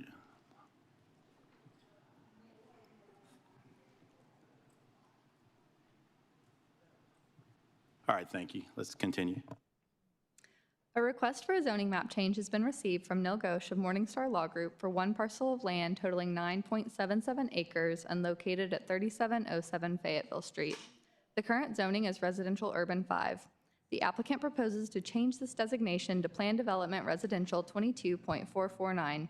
The applicant is proposing to rezone the property to allow up to 220 income-restricted multifamily units. The properties are currently designated apartment and townhouse neighborhood on the place type map. The proposed PDR 22.449 zoning is generally consistent with the designated place type. Thank you. Staff and the applicant are available for any questions. Thank you very much. At this time, I'll yield to my colleagues for any questions of staff. All right, this public hearing is open. Mr. Ghosh, you're representing the applicant. How much time do you think you'll need? 3 minutes or something like that. Please place 5 minutes on the clock. And thank you, Ms. Burgess, for your presentation. Good evening, Mayor Pro Tem Middleton, members of the City Council. My name is Neil Ghosh. I'm an attorney at the Morningstar Law Group at 700 West Main Street in Durham. I'm representing the applicant for this project, which is the Elmington Capital Group, and also with me tonight is Mr. Joe Horowitz with Elmington. This is an affordable housing project. My clients intend to utilize a LIHTC program to deliver a high-quality multifamily development on the site. This will be up to 220 apartment units across multiple buildings on just under 10 acres, and it's adjacent to Hillside High School. The proposed project is consistent with the place type map, which calls for apartments or townhomes. On this site, it's an infill development conveniently located between 2 stops of an active existing transit route. In addition to all that, Elmington has made some really strong commitments and wise decisions to bring this project into further conformance with the comp plan. They have limited the amount of impervious surface coverage. They have committed to using native plants and green building techniques. They've even committed to a bus stop, even though there are 2 within walking distance of the site. And that's another great factor here. The site itself is walkable and is located near transit, schools, and institutional uses, public parks, the ATT Greenway, commercial, and more. I think many of you know that I grew up in this section of Durham and I still live there today. I actually can walk to the site from my house using sidewalks and the ATT almost entirely, like the whole way. So it's this is a pretty well-connected and walkable site. And the cherry on top is that they believe they can deliver this project without any subsidy from the city or county. Now, they would gladly take it if it's available, but when they first approached me about the project, I explained to them that I did not think the city or county had any significant funds to help with this project on account of the ARPA money and the affordable housing bond money having already been awarded at that time. So they're coming into this project with eyes wide open and believe they can deliver it and have high hopes to do so. Frankly, I hope I can find more sites for these guys. This is a really great project. The Planning Commission supported it with an enthusiastic, unanimous recommendation of approval. I hope you all will feel similarly about the project, and I'll be happy to try to answer any questions you may have. Thank you. Thank you. Thank you, Mr. Ghosh. I don't have any speakers signed up, but this is a public hearing. Is there anyone in the room or online who'd like to speak on this item that has not spoken? Please.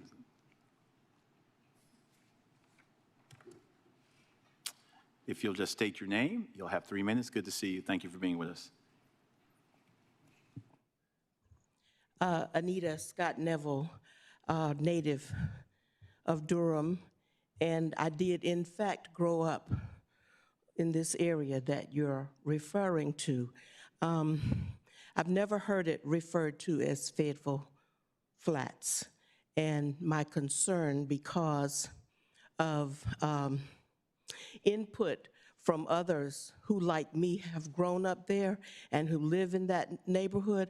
I've heard about this project from current residents, and I've also heard about their concerns. I don't see any of those individuals here tonight. Maybe like me, they didn't know what Fayetteville Flats meant. If there's history in community engagement with current residents, where you've referred to it as Fayetteville Flats, then I accept that. But if not, I guess my concern is this is something you're going to vote on tonight. My concern is that there be representation here from individuals who have expressed concern about the density, the change in the traffic patterns, and as the gentleman said, it is adjacent to Hillside High School. What studies have been done to look into residual impact of the current census at Hillside and being able to serve families in this 220 apartment site. I just stand up to raise those concerns, and if there is space to make sure that those who currently live in this area now are aware of this action before a final decision is made. I didn't have a prepared, I didn't come prepared, but as I'm listening tonight, I just felt compelled to place this in your thinking and consideration. Thank you. Thank you so much for being with us. I'm going to declare this public hearing closed. The matter is back before the council. I'll yield now to my colleagues on the dais for any questions or comments. Thank you. Just Councilmember quickly, Cook.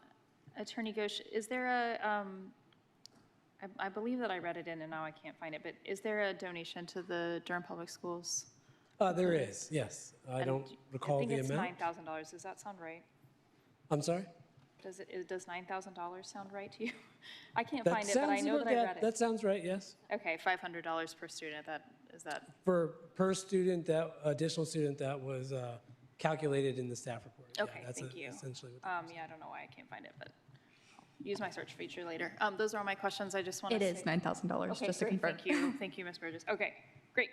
I just want to say that I appreciate you coming forward with this infill project. This is the 100% affordability that I'm looking for up here, and I just want to say my thanks for bringing a project like this in front of us. Even though I think that everyone knew that affordability would be a popular thing up here, y'all went the extra step and did that donation to the public schools and the bus shelter, and so I just want to say thank you, and I will be supporting this project tonight. Thank you, Councilmember. Colleagues? Councilmember Burris, please. I want to echo Councilmember Cook and thank the applicant. We talk a lot on this council about housing and the need for affordable housing. This is an infill project, 100% income restricted. You've also given us limited impervious as well as a bus stop. This is a model infill project. I'm excited to support this. Thank you very much. Thank you.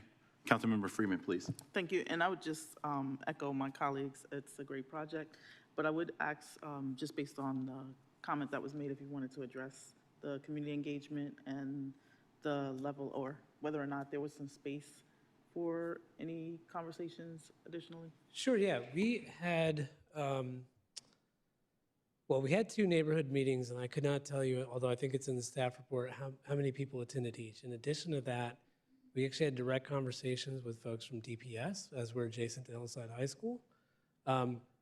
We did have a representative from the church at our second neighborhood meeting, but we had not, and despite our efforts, had not been able to have further conversations with them. That having been said, when we started this project, there was an error in the tax maps. There's a playground that the church uses, and it was shown as part of this parcel, and we, on our own effort, we worked with the tax office to get that corrected. The seller actually had given that area over to the church prior to Elmington having conversations with the seller. So we took it upon ourselves to correct that in the tax record so that there wouldn't be an issue because it was displayed incorrectly on the tax map. So there was community engagement, and for what it's worth, the project has been called Fayetteville Flats the entire time. Thank you. I appreciate the additional comments. Thank you, Councilmember. Councilmember Riss, did you have? Councilmember Caballero? I'll be brief. I just want to say thank you for the project. It's great. And also thank you for using a 4% LIHTC and not asking for city subsidy. Appreciate that. Sure. Thank you. Ditto to everything. All right, colleagues, with that, I'll entertain a motion to adopt an ordinance amending the Unified Development Ordinance by taking property out of residential urban 5 and establishing the same as planned development residential 22.449. So moved. Second. I hear a motion and a second. Madam Clerk, would you please open the vote? Please close the vote and report out. Motion passes unanimously. All right, next I'll entertain a motion to adopt the consistency statement as required by NCGS section 160D-605. Move consistency. Second. I hear a proper motion and a second. Please open the vote. Please close the vote and report out. The motion passes unanimously.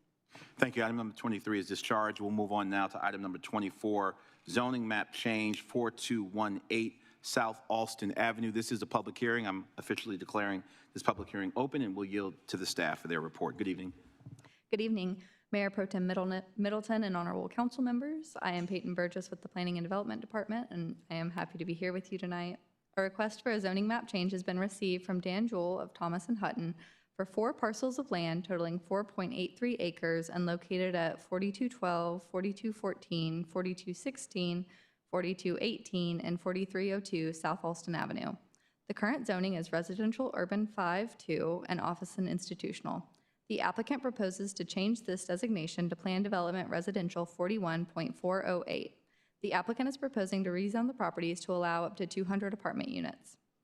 The properties are currently designated general industrial on the place type map. The proposed PDR 41.48 zoning is generally inconsistent with the designated place type. If the proposed zoning is approved, staff recommends a change to the place type map to designate the property as apartment and townhouse neighborhood. Thank you. Staff and the applicant are available for any questions. Thank you so much. Colleagues, I'll yield now for any questions or comments to staff about this matter. All right, seeing none, I welcome Mr. Jewell, who's representing the applicant. Sir, how much time do you think you need? 3 minutes. Please place 5 minutes on the clock, Madam Clerk. Thank you. Good evening. All right, thank you. Good evening, Mayor, members of the council. I am Dan Jewell, landscape architect with the Durham office of Thomas and Hutton. My associate, Jeremy Anderson, is with me here this evening. We're at 2510 Meridian Parkway, and I reside at 1025 Gloria Avenue. We've been assisting our client, Dermite Holdings, with this proposed residential rezoning. You've had a fairly lively agenda tonight, so I will be very brief. We feel that this proposal will very much help Durham keep up with the ever-growing demand for housing, and in particular, affordable and workforce housing. You can see from our text commitments, 40% of the units will be income restricted at 60% of area median income, and we will not be pursuing any city funding for this project relative to financing. In addition, we will be making a payment of $15,000 to Durham Public Schools prior to the issuance of the first certificate of compliance, and we're committing to 80% of the required tree plantings being native species. I'll conclude now by asking that you follow the Planning Commission's lead in their very strong 12-0 recommendation for approval, and hope that you also can find in favor of this request. That concludes our presentation, and thank you. Thank you very much. We have a few speakers. I believe they're all opponents, and we have some online. I have the first speaker listed as Robin Odom. Madam Clerk, do you see Robin Odom? If you'll make them accessible. Robin Odom, can you hear me?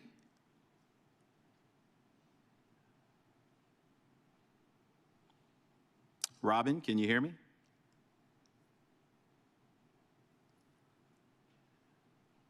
Mr. Mayor Pro Tem, Ms. Odom's not responding. All right. Sarah Mosier.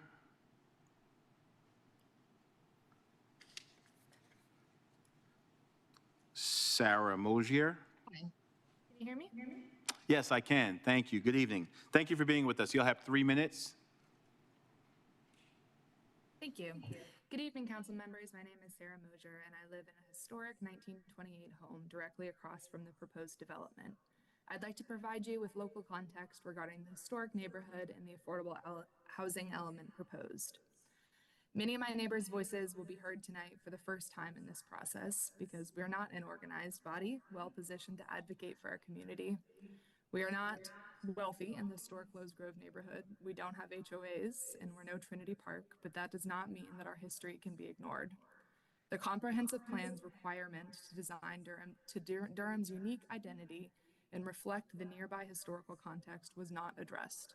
The development's location in a historical neighborhood was not identified in the planning process, nor was it identified that this parcel is directly adjacent to 2 historical homes.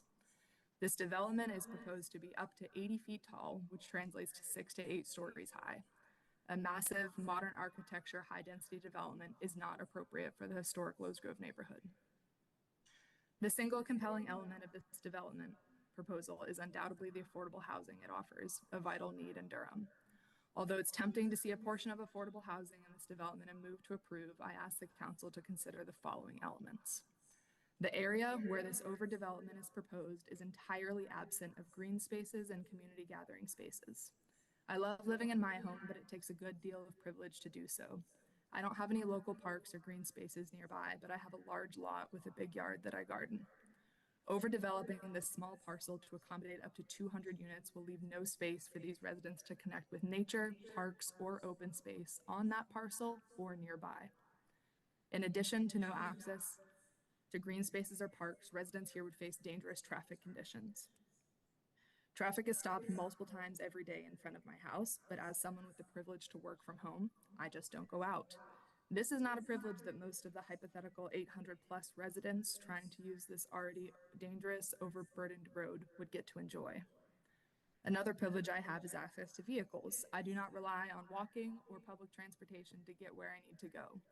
The walk along Alston Avenue, down Carpenter Fletcher, and across the active railroad tracks to get to the nearest bus stop on Highway 55 is not a danger that I have to expose myself to.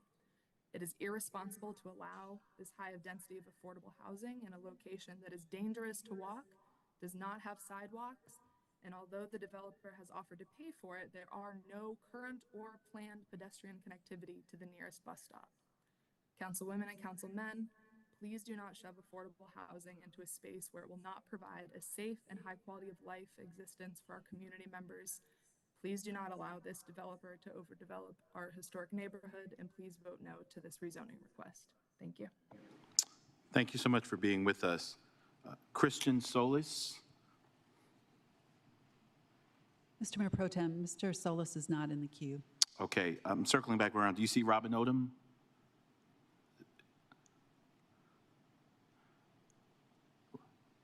Robin Odom, if you're watching us, if you can hear me, if you'll unmute.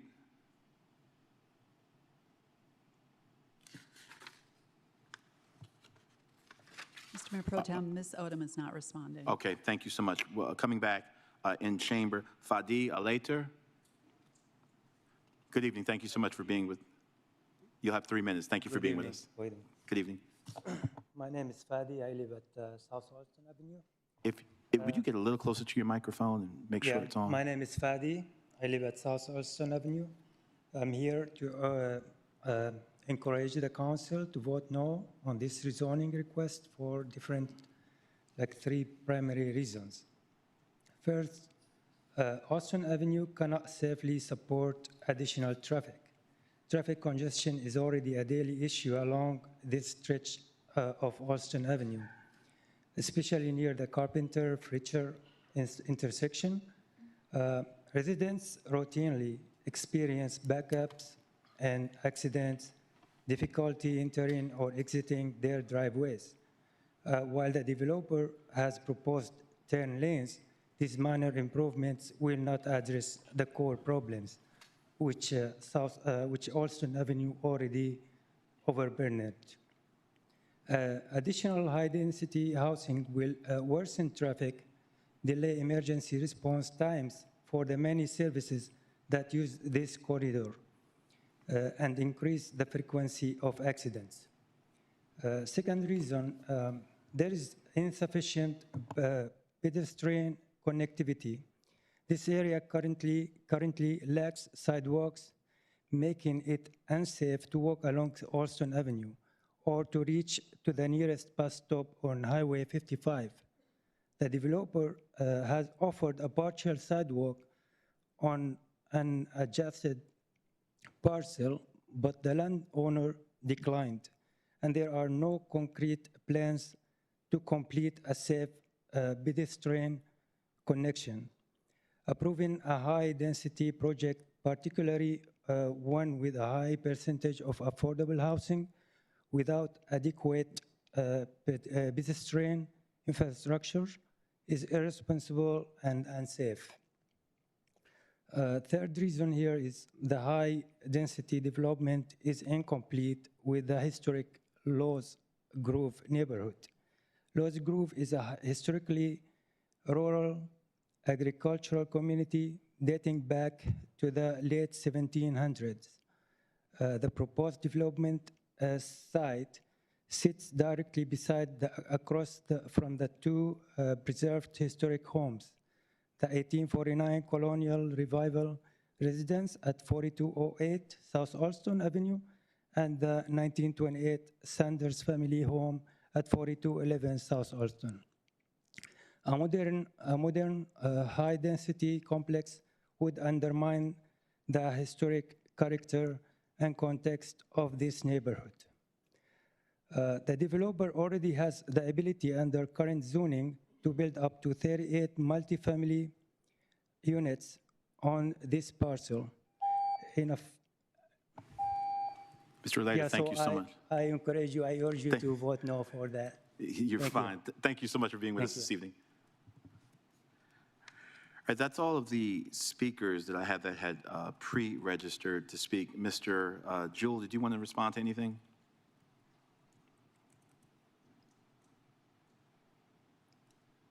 Thank you for the opportunity. I'd simply like to say that every new development proposal comes with some level of traffic increase. It's just inevitable.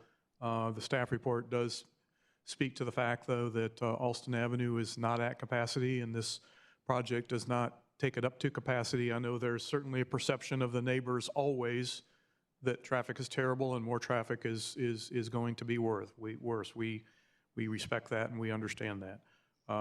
Lowe's Grove is a historic neighborhood. It's become fractured over the years. The houses across the street are beautiful. They are. I very much admire them and hope the folks that own them will continue to take care of them the way they have, and they will remain. But during all the comprehensive planning process over the years, et cetera, this site is slated for some type of redevelopment, and we just hope that you will agree that the ability to let us build up to 80 affordable units will be a strong enough incentive to let this project go forward, as opposed to, say, an industrial building, which the current land use plan would show. So thank you for that. Mr. Jewell, thank you so much. And I ask for our neighbors' apologies. There is another speaker who has signed up. I'd like to welcome Mr. James Eakes. Mr. Eakes, thank you for being with us. Forgive me for the omission. You'll have 3 minutes. Good evening. Thank you. My name is Dr. Jim Aker. I'm speaking against the rezoning. I've lived a mile away for 30 years in the Penrith neighborhood, and I opened my dental office next door to this site 20 years ago, rebuilding the historic property at 4208 South Austin Avenue. Since then, 2 large trucking hubs, FedEx and Southeastern, have come in less than a mile south of this property. The project seems to have added, obviously they created a lot of traffic. This project seems to have added 40% lower income housing to try to overcome the obvious traffic issues and access issues with this site. Morning commute time and much of late afternoon commute is so crowded we frequently can't turn left. We actually stop our practice mid-afternoon so that the staff can get out besides valuing family time. But our business driveway next door, we can't turn left, and I don't know how these 200 unit residents would be able to turn left. Carpenter Fletcher Road is one lot up from me and connects to Highway 55 and South Austin Avenue. It's about a 1/10 of a mile stretch, and morning and evening frequently it's gridlocked both ways, and it stops traffic on South Austin Avenue and also impacts Highway 55 traffic. There is no walking path to the bus stop down on Highway 55. You have to walk across railroad tracks and high weeds to have a chance in 2-lane road at the railroad crossing. In addition, one of the associated schools over 100% capacity, but I know they're mitigating with money. While great to add lower income housing, that positive, which I applaud and love, can't overcome a traffic and access issue.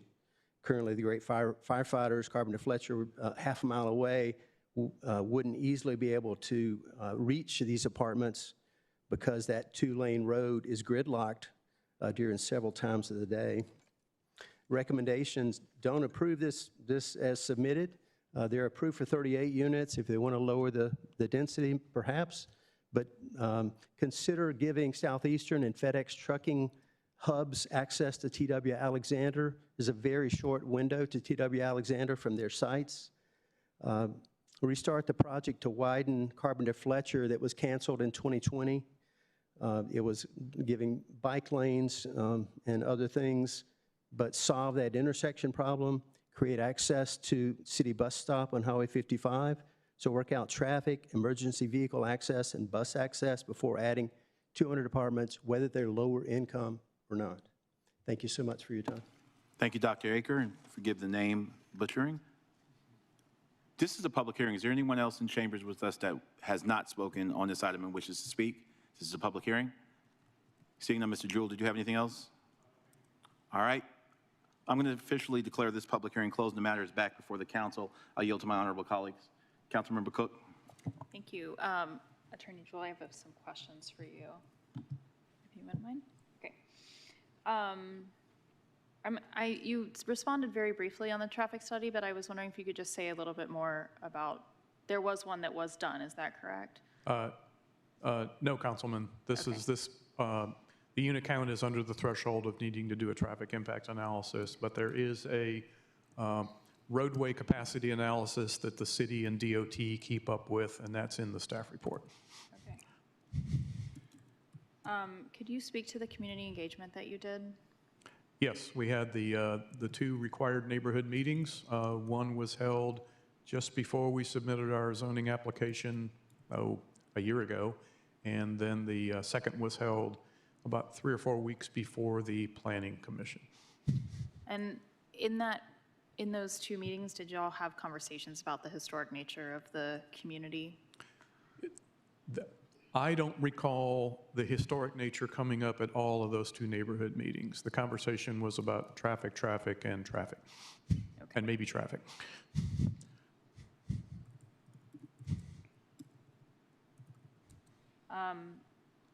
Did you have a conversation with staff around transit and connectivity? Potentially also, we just saw a project come before us with a bus shelter, so I'm just curious about if we talked about that at all. So our, obviously we're doing the 10-foot multi-use path along the front. We had, at the Planning Commission, we had proffered, and we're still willing to do that, funds to build. There's one last property north of Dr. Eaker's property. He built a sidewalk years ago when he built his building. We will be tying into that. Of course, our sidewalk will be much wider than that. But there's a several hundred-foot stretch from the north end of his property up to the corner of Carpenter Fletcher and Alston. Many of you may know there's actually a city-initiated pedestrian improvement project going on right now on Carpenter Fletcher that was started at Alston Avenue and go way, way west. The intervening property, though, right-of-way would need to be acquired, and that property owner is actually using the area where the multi-use path would go for parking right now. So we touched base. We got a pretty strong no to that, but I think we'd still be willing to put some money into a fund. I will make that a proffer to pay for that sidewalk at whatever time is appropriate when that right-of-way could be acquired.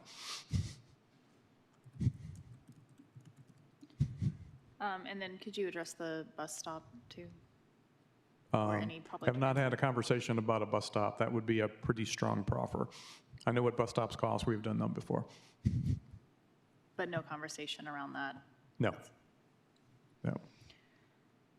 Any interest in doing 100% affordability instead of 40? No. Nice try. Okay, just thought I'd ask. I did Any see other that- night, this would be a great project, except Nils' project before us, so darn luck him. of the draw. What I did see is that there was a 20-year limitation, and we normally are seeing that for 30 years. Can you speak to that, or are you willing to extend that out to the 30-year period? Can't do that right now. Our client's financing model, his banks and finance partners are looking for 20 years to start. That doesn't mean it won't be extended sometime in the future, but 20 years is where we are. Thanks for asking, though. What about public space? I heard some of the folks say that there's no green space in the area. Any consideration about setting aside some public space or green space?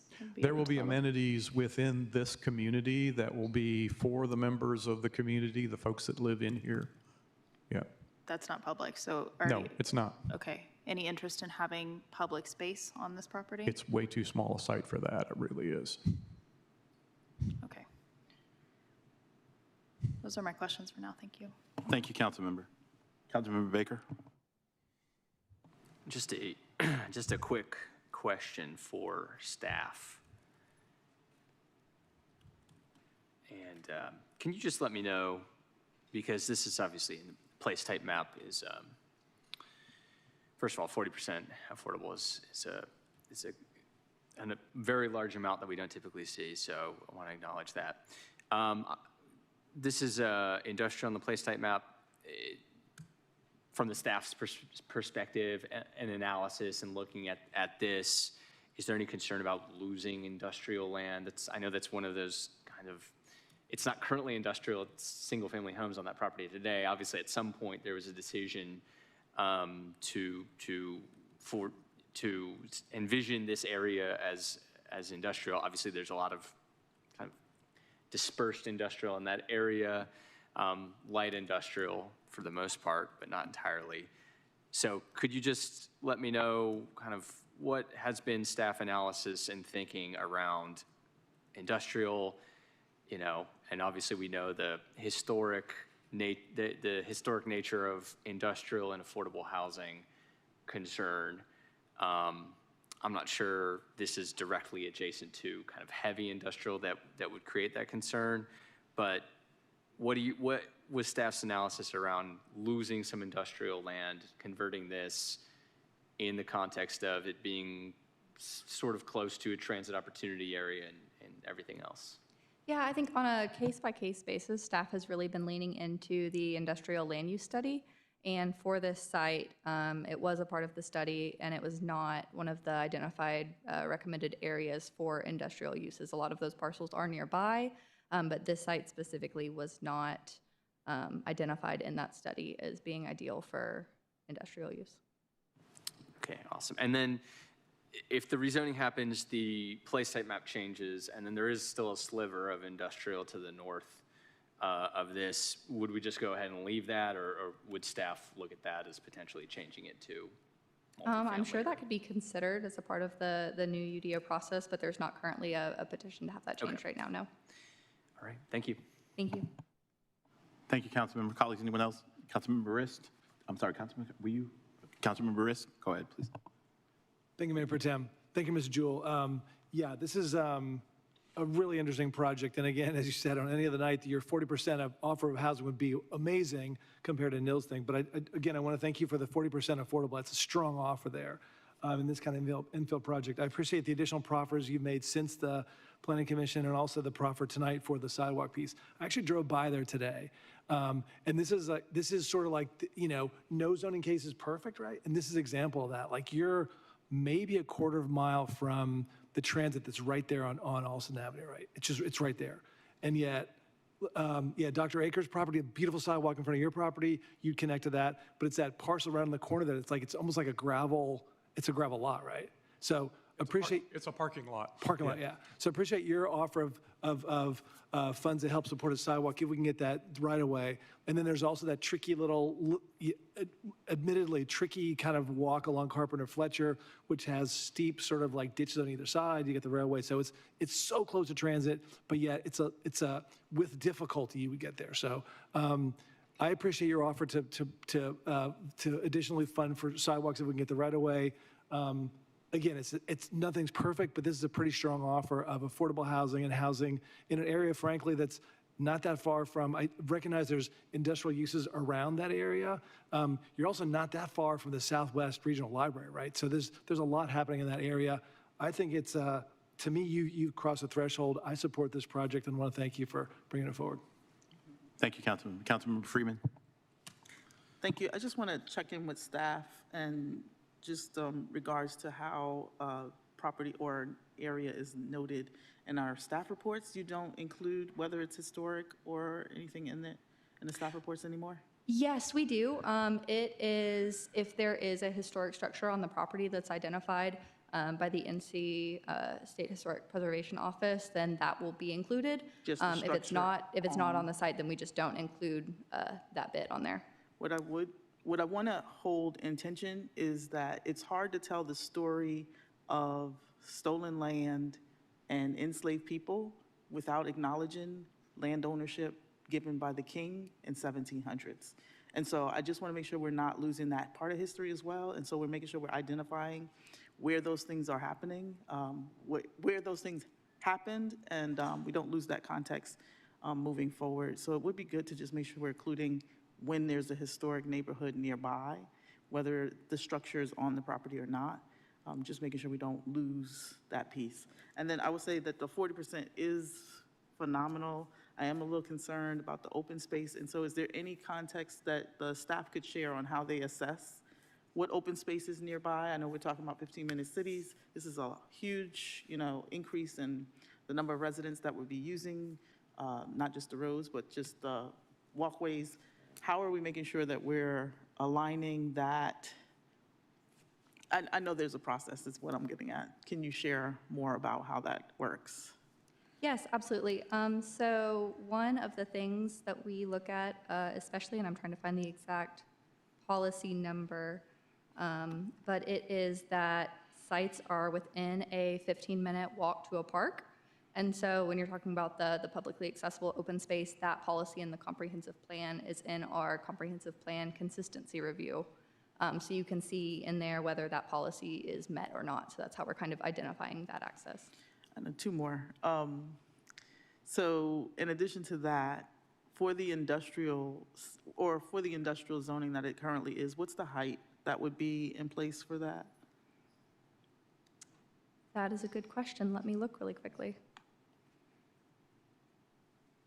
As much as I would love to have the UDO memorized, I'm not quite there yet. Give it time, you will.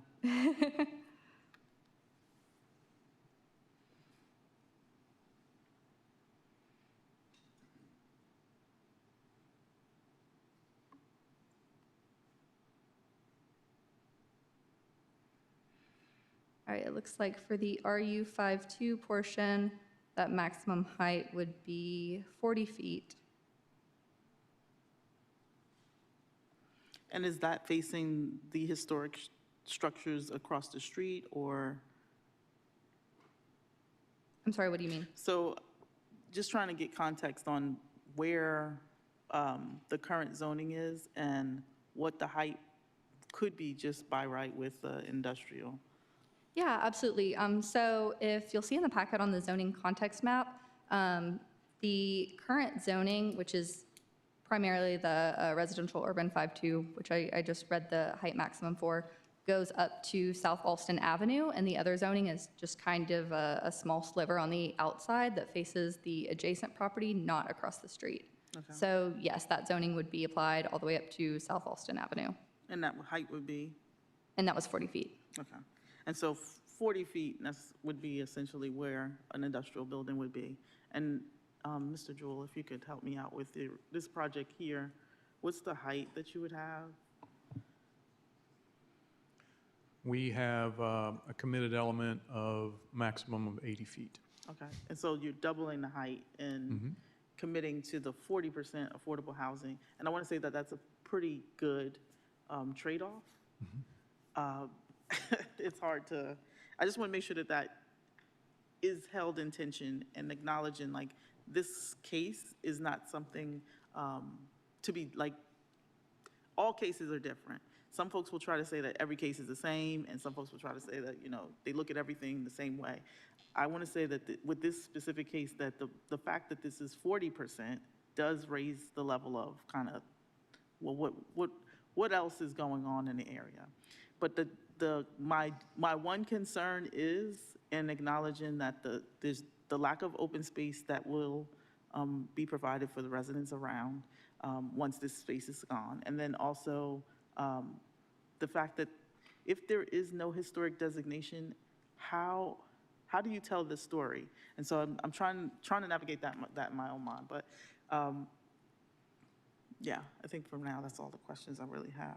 No, one more. For the tracking side, on the 20 years, who is actually covering that? I know this come up before. Has there been a process identified in community? Well, it's a new department, so what does that look like? So we know in 20 years, what is this, 25? So in 45, who's tracking whether they've kept affordable housing in place? That is a great question, and as far as the specifics on that, I'm actually going to turn it over to Sarah Young, Planning Director. Thank you. Good evening. That is tracked by the Housing and Neighborhood Services Department. I'm trying to get the name right. They are the ones who follow up with folks. They're the ones that receive the annual certifications and keep track of these things for the life of the commitment. Thank you. And I will say that this process has gotten so much better than it has been in the past. And even though you're not doing 30 years, I'm okay.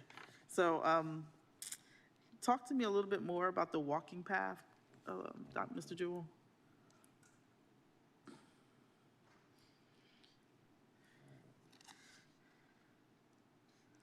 So we don't have a map up, but as you go north from this property, you run into the dentist office that was built several years ago, and it has a sidewalk in front. It's not a 10-foot sidewalk, but it does have a sidewalk.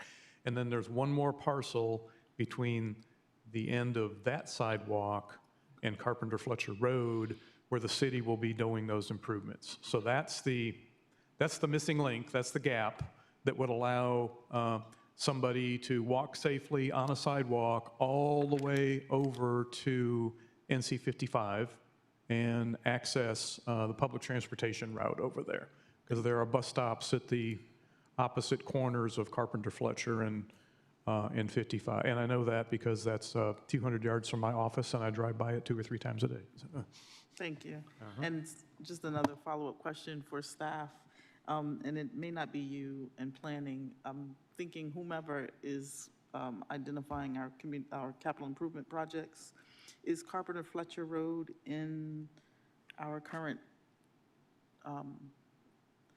lineup for capital improvement projects in the coming year or the next year? In the next 5 years? I know we're planning out. So, in the staff report, it explains that the Carpenter Fletcher Road from Woodcroft Parkway to Alston Avenue is a part of the City of Durham's Southwest 44D project. I'm not sure what the fiscal year, the timeline is on that. I would have to check with transportation staff. Is transportation staff available?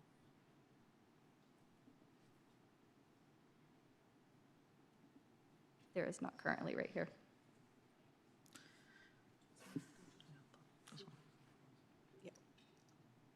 So transportation, just a quick update since the reorg, development review transportation is now under planning and development, and so we can answer those questions. But things like CIP projects related to transportation, there is not representation here this evening for that. That's fine. Thank you.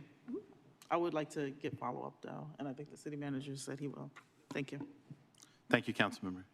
Councilmember Riss? Just to follow up on that, so Ms. Burgess, so you said that project, as you understand, goes from Woodcroft Parkway on Carpenter and Fletcher towards 55, right? But doesn't cross 55, do I understand that correctly? Which is where this project is, right? No, it doesn't. It goes up to South Alston. Oh, good, that is great. Okay, thank you. All right. Councilmember Caballero? I'm going to be brief. I will be supporting this project. I think that the area is changing over, and I think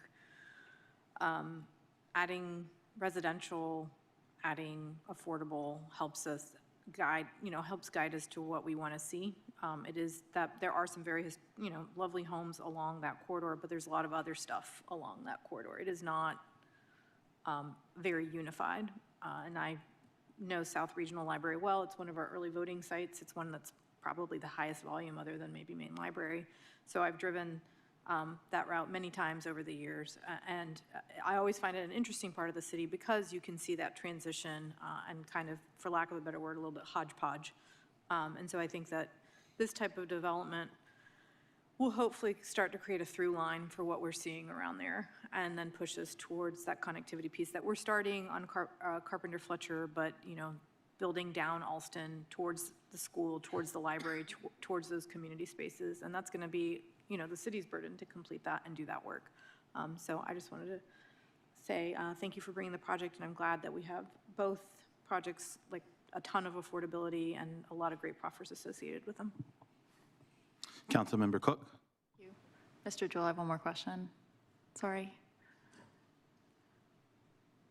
And I know that I asked you a lot of extras. I am excited about the 40% affordability. I would like to know, though, are all of the financing partners, is it all privately financed, or are y'all seeking any public subsidies or any tax incentives? I don't know the exact makeup, but I do know that they will not be seeking any funding from the city or county. I think they probably may ask for LIHTC financing, but I'm sure that would be the 4%, not the 9%, because the project you saw before, those are the kind of projects that can get 9%. The other thing is it would score poorly for 9% because one of the things that dings you on the scorecard is being adjacent to railroad tracks. And we are adjacent to railroad tracks. That's interesting. So, yes, no city funding, no county funding, possibly North Carolina Housing Finance Agency. Okay, but nothing secured yet. So at this moment, y'all are prepared to move forward with the financing, or there is a pathway forward with the financing that's already been secured? Yes, yes. These clients have done this before. Okay. Well, you get a lot of people up here that say that they aren't able to increase the affordable proffers due to financing. So it's interesting to hear that y'all are able to do it for the 40% without having secured We the wouldn't have LIHTC. submitted the application if the wherewithal had not been there. Yes, thank you so much. Yeah. I will also be supporting this project tonight. Thank you. Mr. Joel, while you're up there, just one quick question and a clarification from staff.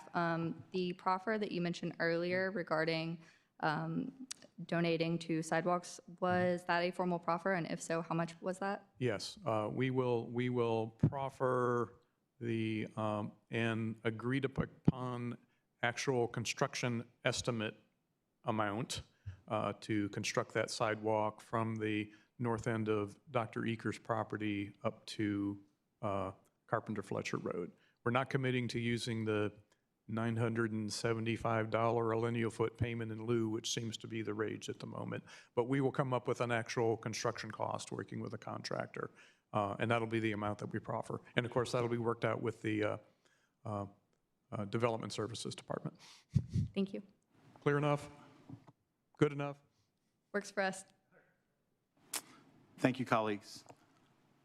I think the Planning Commission got this one right. I'll be supporting it. I think that low-income people that live in apartments deserve to live in historic neighborhoods. I think it's one of the hallmarks of an enlightened U.S. metropolis. With that, I will entertain a motion to adopt an ordinance amending the Unified Development Ordinance by taking property out of residential urban 5-2 and office and institutional, and establishing the same as planned development residential 41.408. So moved. Second. I have a motion and a second. Madam Clerk, would you please open the vote? Please close the vote and report out. Motion passes unanimously. Thank you. At this time, I'll entertain a motion to adopt a consistency statement as required by NCGS Section 160D-605. Move consistency. Second. Your motion and the second. Madam Clerk, would you please open the vote? Please close the vote and report out. Motion passes unanimously. Thank you. Item 24 is discharged. We will take a brief bio break. We will be back in session at 9:22.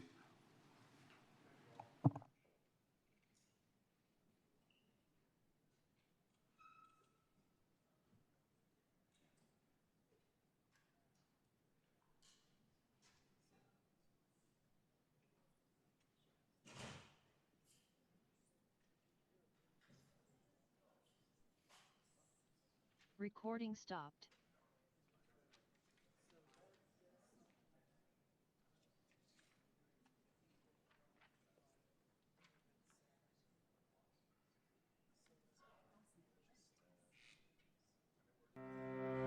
I came to the city to develop leadership and supervisory skills.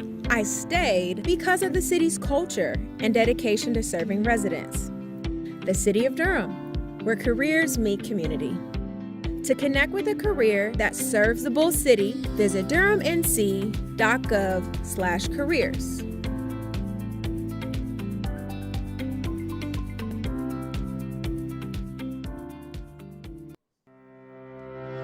I came to the city for the great insurance and retirement benefits, but I stayed for stability and vacation time. The City of Durham, where careers meet community. To connect with a career that serves the Bull City, visit durhamnc.gov/careers.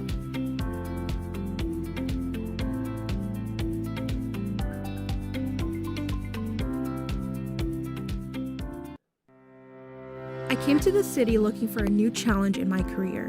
I stayed for the growth opportunities, work-life balance, and impact my work has on the community. The City of Durham, where careers meet community.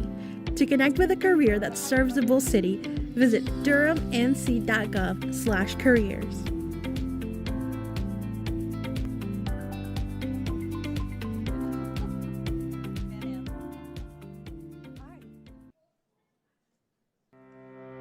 I came to the City of Durham to improve living conditions for residents, and I stayed because I'm encouraged to advance my career. The City of Durham, where careers meet community. To connect with a career that serves the Bull City, visit durhamnc.gov/careers.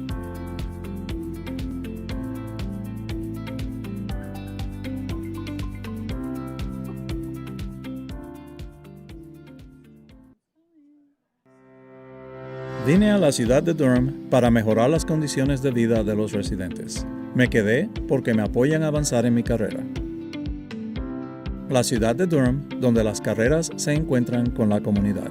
Para conectarse con una carrera que sirve a la ciudad del Toro, visite durhamnc.gov/careers.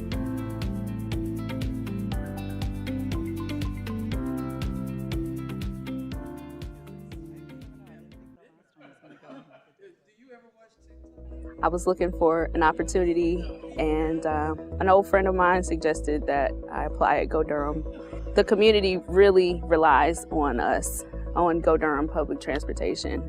Well, I like driving a bus because of the friendly culture. I love it in the morning when people greet me, good morning, they give me a friendly wave, they appreciate you. And that goes a long way being a bus driver in Go Durham. Anything can be achieved here. You can come in at the bottom and you will be able to excel in a fairly short amount of time. Here, I started as an operator and I'm here now as an operator training specialist. So as long as you stick to it, you can excel. The perfect candidate that would excel at Go Durham is someone with tenacity, someone with drive, someone who wants to make a difference for their community. You have to be people-oriented, you have to be experienced, and you have to be on hands, ready to go. But with the proper training, it's just like driving a car. So as a new driver with road training, come in and you see me and I'm gonna make sure you have all the tools to succeed. They give you a lot of input and they work with you step by step. So you won't be alone in this. To anyone considering working for Go Durham, you won't regret it. Please come, please apply. We would love to have you join the Go Durham team.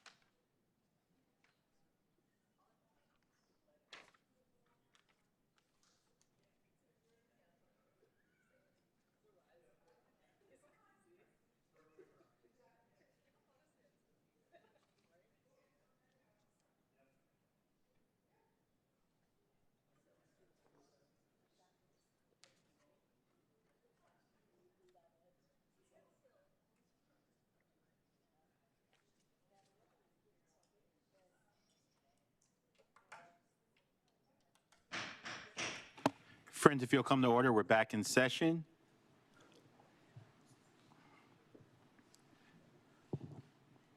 At this time, we will move forward with our last item for the evening, item number 25, zoning map change, 303 US 70 warehouse. This is a public hearing. I'm officially declaring this public hearing open, and we'll receive our report from staff. Mayor Pro Tem Middleton and honorable council members, good evening. I am still Peyton Burgess with the Planning and Development Department, and I am happy to be here with you tonight. A request for a zoning map change has been received from Katie Hamilton of Gander Development for one parcel of land totaling 10.25 acres and located at 303 US 70 Service Road. The current zoning is residential suburban 8 and industrial light. The applicant proposes to change this designation to entirely industrial light. The applicant is proposing to rezone the property through a general rezoning to allow for the full entitlements of the industrial light district.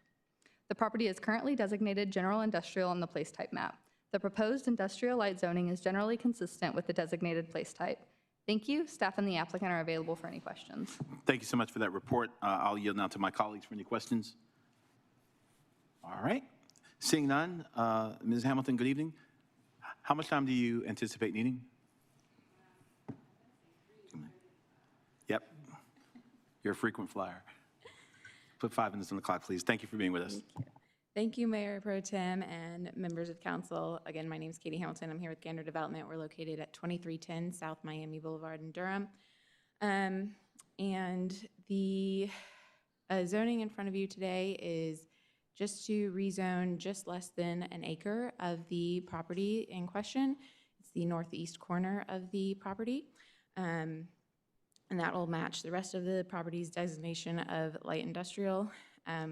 This site is bounded by US 70 Service Road on the south, a railroad track to the west, and a self-storage use to the north, and AMPAC machinery to the east, and then established single-family residential neighborhood in our northeast, and vacant residential to our other northeast. We previously had been leasing this site to Dragados while they built 885. So if you look at the site in an aerial, you'll see that it was being used primarily as a laydown yard and a parking lot for Dragados while they were constructing 885.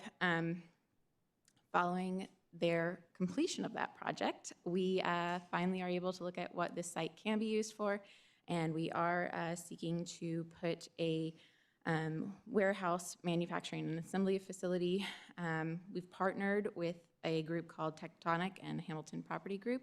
They specialize in these types of buildings. That's not really our forte, so we found a partner who specializes in that, and after meeting with them, the agreement was that we really should make this a consistent zoning just so that everybody knows how to apply that zoning across the board. So we are rezoning to have the entire site be light industrial, and based on our pre-application meeting with staff, it was determined that a general rezoning was appropriate for this type of zoning case, as it is more of a cleanup zoning than a resulting change in use or intensity. And one of the major reasons that we, as staff at Gander, want to make sure this is done is there is an existing storm pond on site, and we have had the misfortune of doing a split-zoned community before where we had to handle stormwater separately based on different zonings.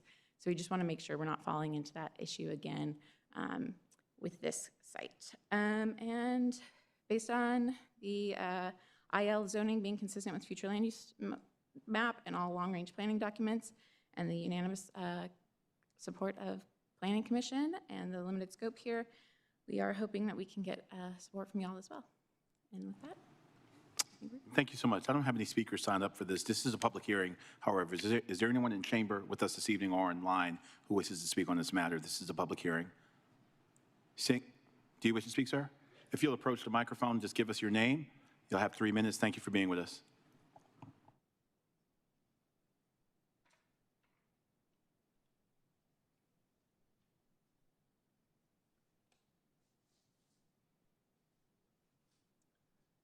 Good evening to the distinguished guests and the honors and judge and mayors and everybody. I didn't come to speak. There was a meeting, the first hearing. I didn't hear about it. And then when I heard about it, I said, okay, I want to make sure I get this next one. So then I did get a letter in the mail. And when I got the letter in the mail, I decided to come down and see what's going on. I live right there where you're talking about building this warehouse, right here in the red circle. That's where the warehouse would be going, you're saying? Well, I'm right, the third piece, which is about an acre of land right in there. And I have problems now getting in and out with traffic. If you're going to build a warehouse, what kind of warehouse is it going to be? See, I'm not familiar with it, so I'm asking questions because I don't know. What kind of warehouse would it be? Now, the time is yours. She'll get a chance to I need to know what kind of warehouse it would be because the traffic is already ridiculous there. The city, the DOT is talking about opening and widening the road. With the DOT widening the road, that's going to give more access for traffic to move and flow. But at this point in time, at 5 o'clock in the afternoon, the train comes through, it stops. Nobody moves. You sit there for at least 20, 25 minutes, and then you come on, you can move on along.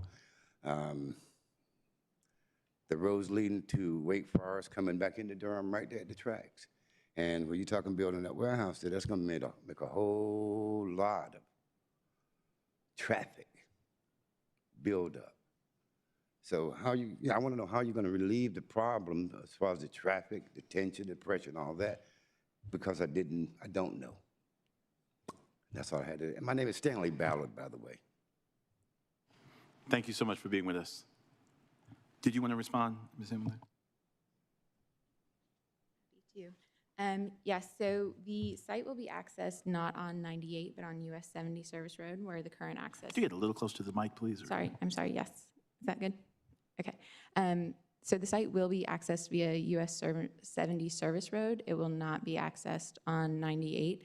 US 70 Service Road does connect to 98, so there is potential that there will be some traffic generated that will go that way. There's also a good chance that a lot of it will flow on US 70 Service Road southeast to get on to 885 to get, to a faster route for movement. In regards to what kind of facility it is, we're looking at what are called blue chip companies, and they focus on manufacturing and assembly, and it would have approximately 90 employees based on our partners' calculations. All right, thank you very much. I'm going to declare the public hearing closed. The matter is back before the council. I'll yield now to my honorable colleagues for questions or comments on this case. Councilmember Cook. I just want to ask really quickly, it sounds like our, and you said your name was Mr. Boward, I think, got a notice, but for this meeting tonight, did y'all send out notices appropriately, and did you have any community engagement? Yes. We sent out the notices per the standards. The first neighborhood meeting, we did not have any attendees. That was the one at the beginning with this middle. Once we were clear of comments, we had 3 attendees of our second neighborhood meeting. The feedback we got at that one was actually in relation to the vacant residential property to the northeast that you see, and an unhoused population on that property.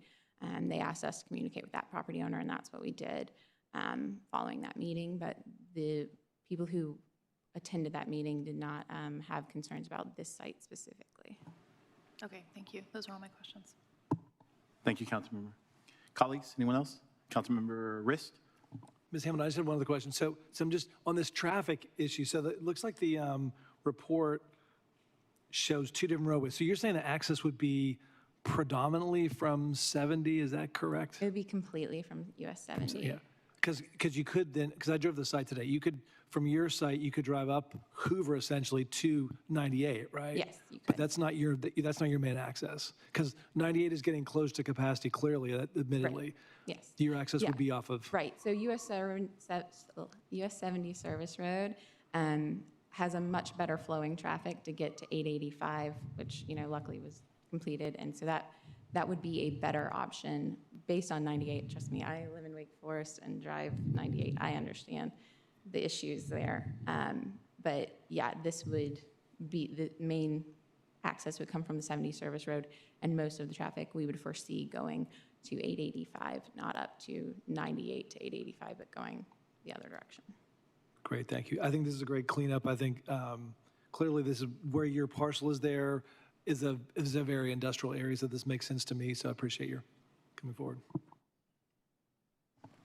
Thank you, Councilmember. Councilmember Freeman. Thank you. I would just have one request that you follow up with Mr. Ballard and see if he has. Councilmember, would you get closer to your mic, please?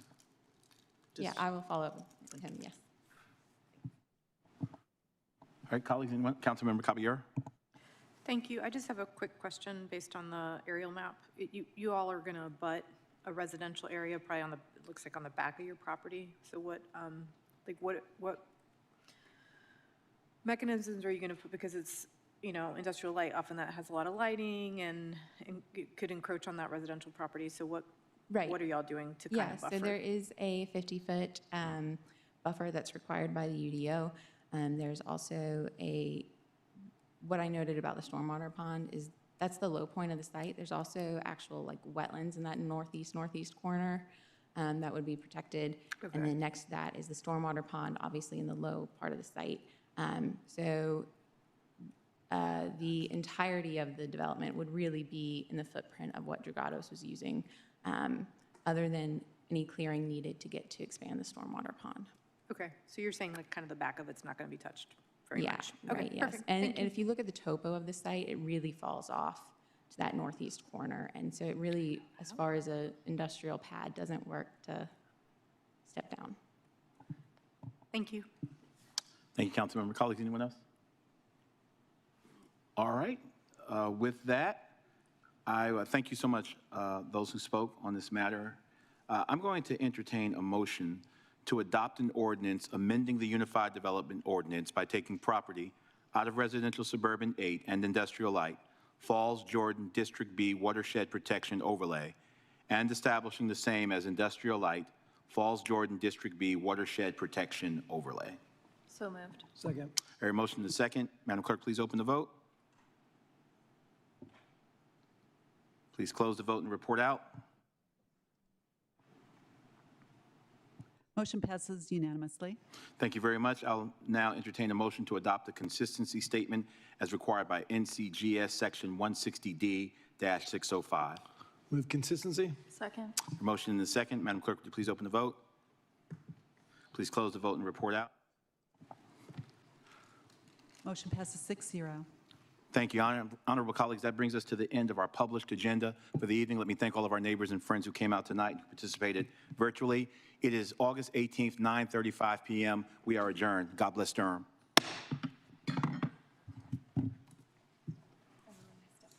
That was a powerful gavel out. Yes. I'm going to check for damage over there. That was good.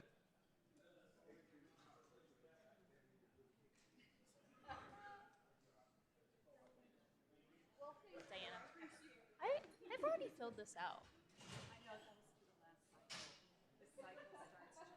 I filled it out like 3 weeks ago for July 1st.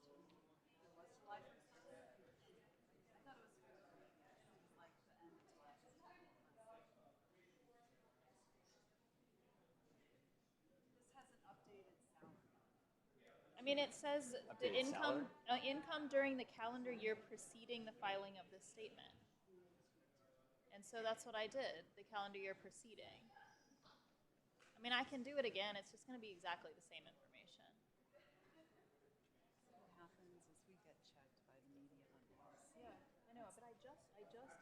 Let me check it and see. I mean, yeah, it's going to be literally the same. Okay, let me check it. I can try. I mean, I can do it again. No, I think it was dated like. Did it have the wrong date? Like, I did it before July 1st, and so I just need to do it again. I know it's a hassle.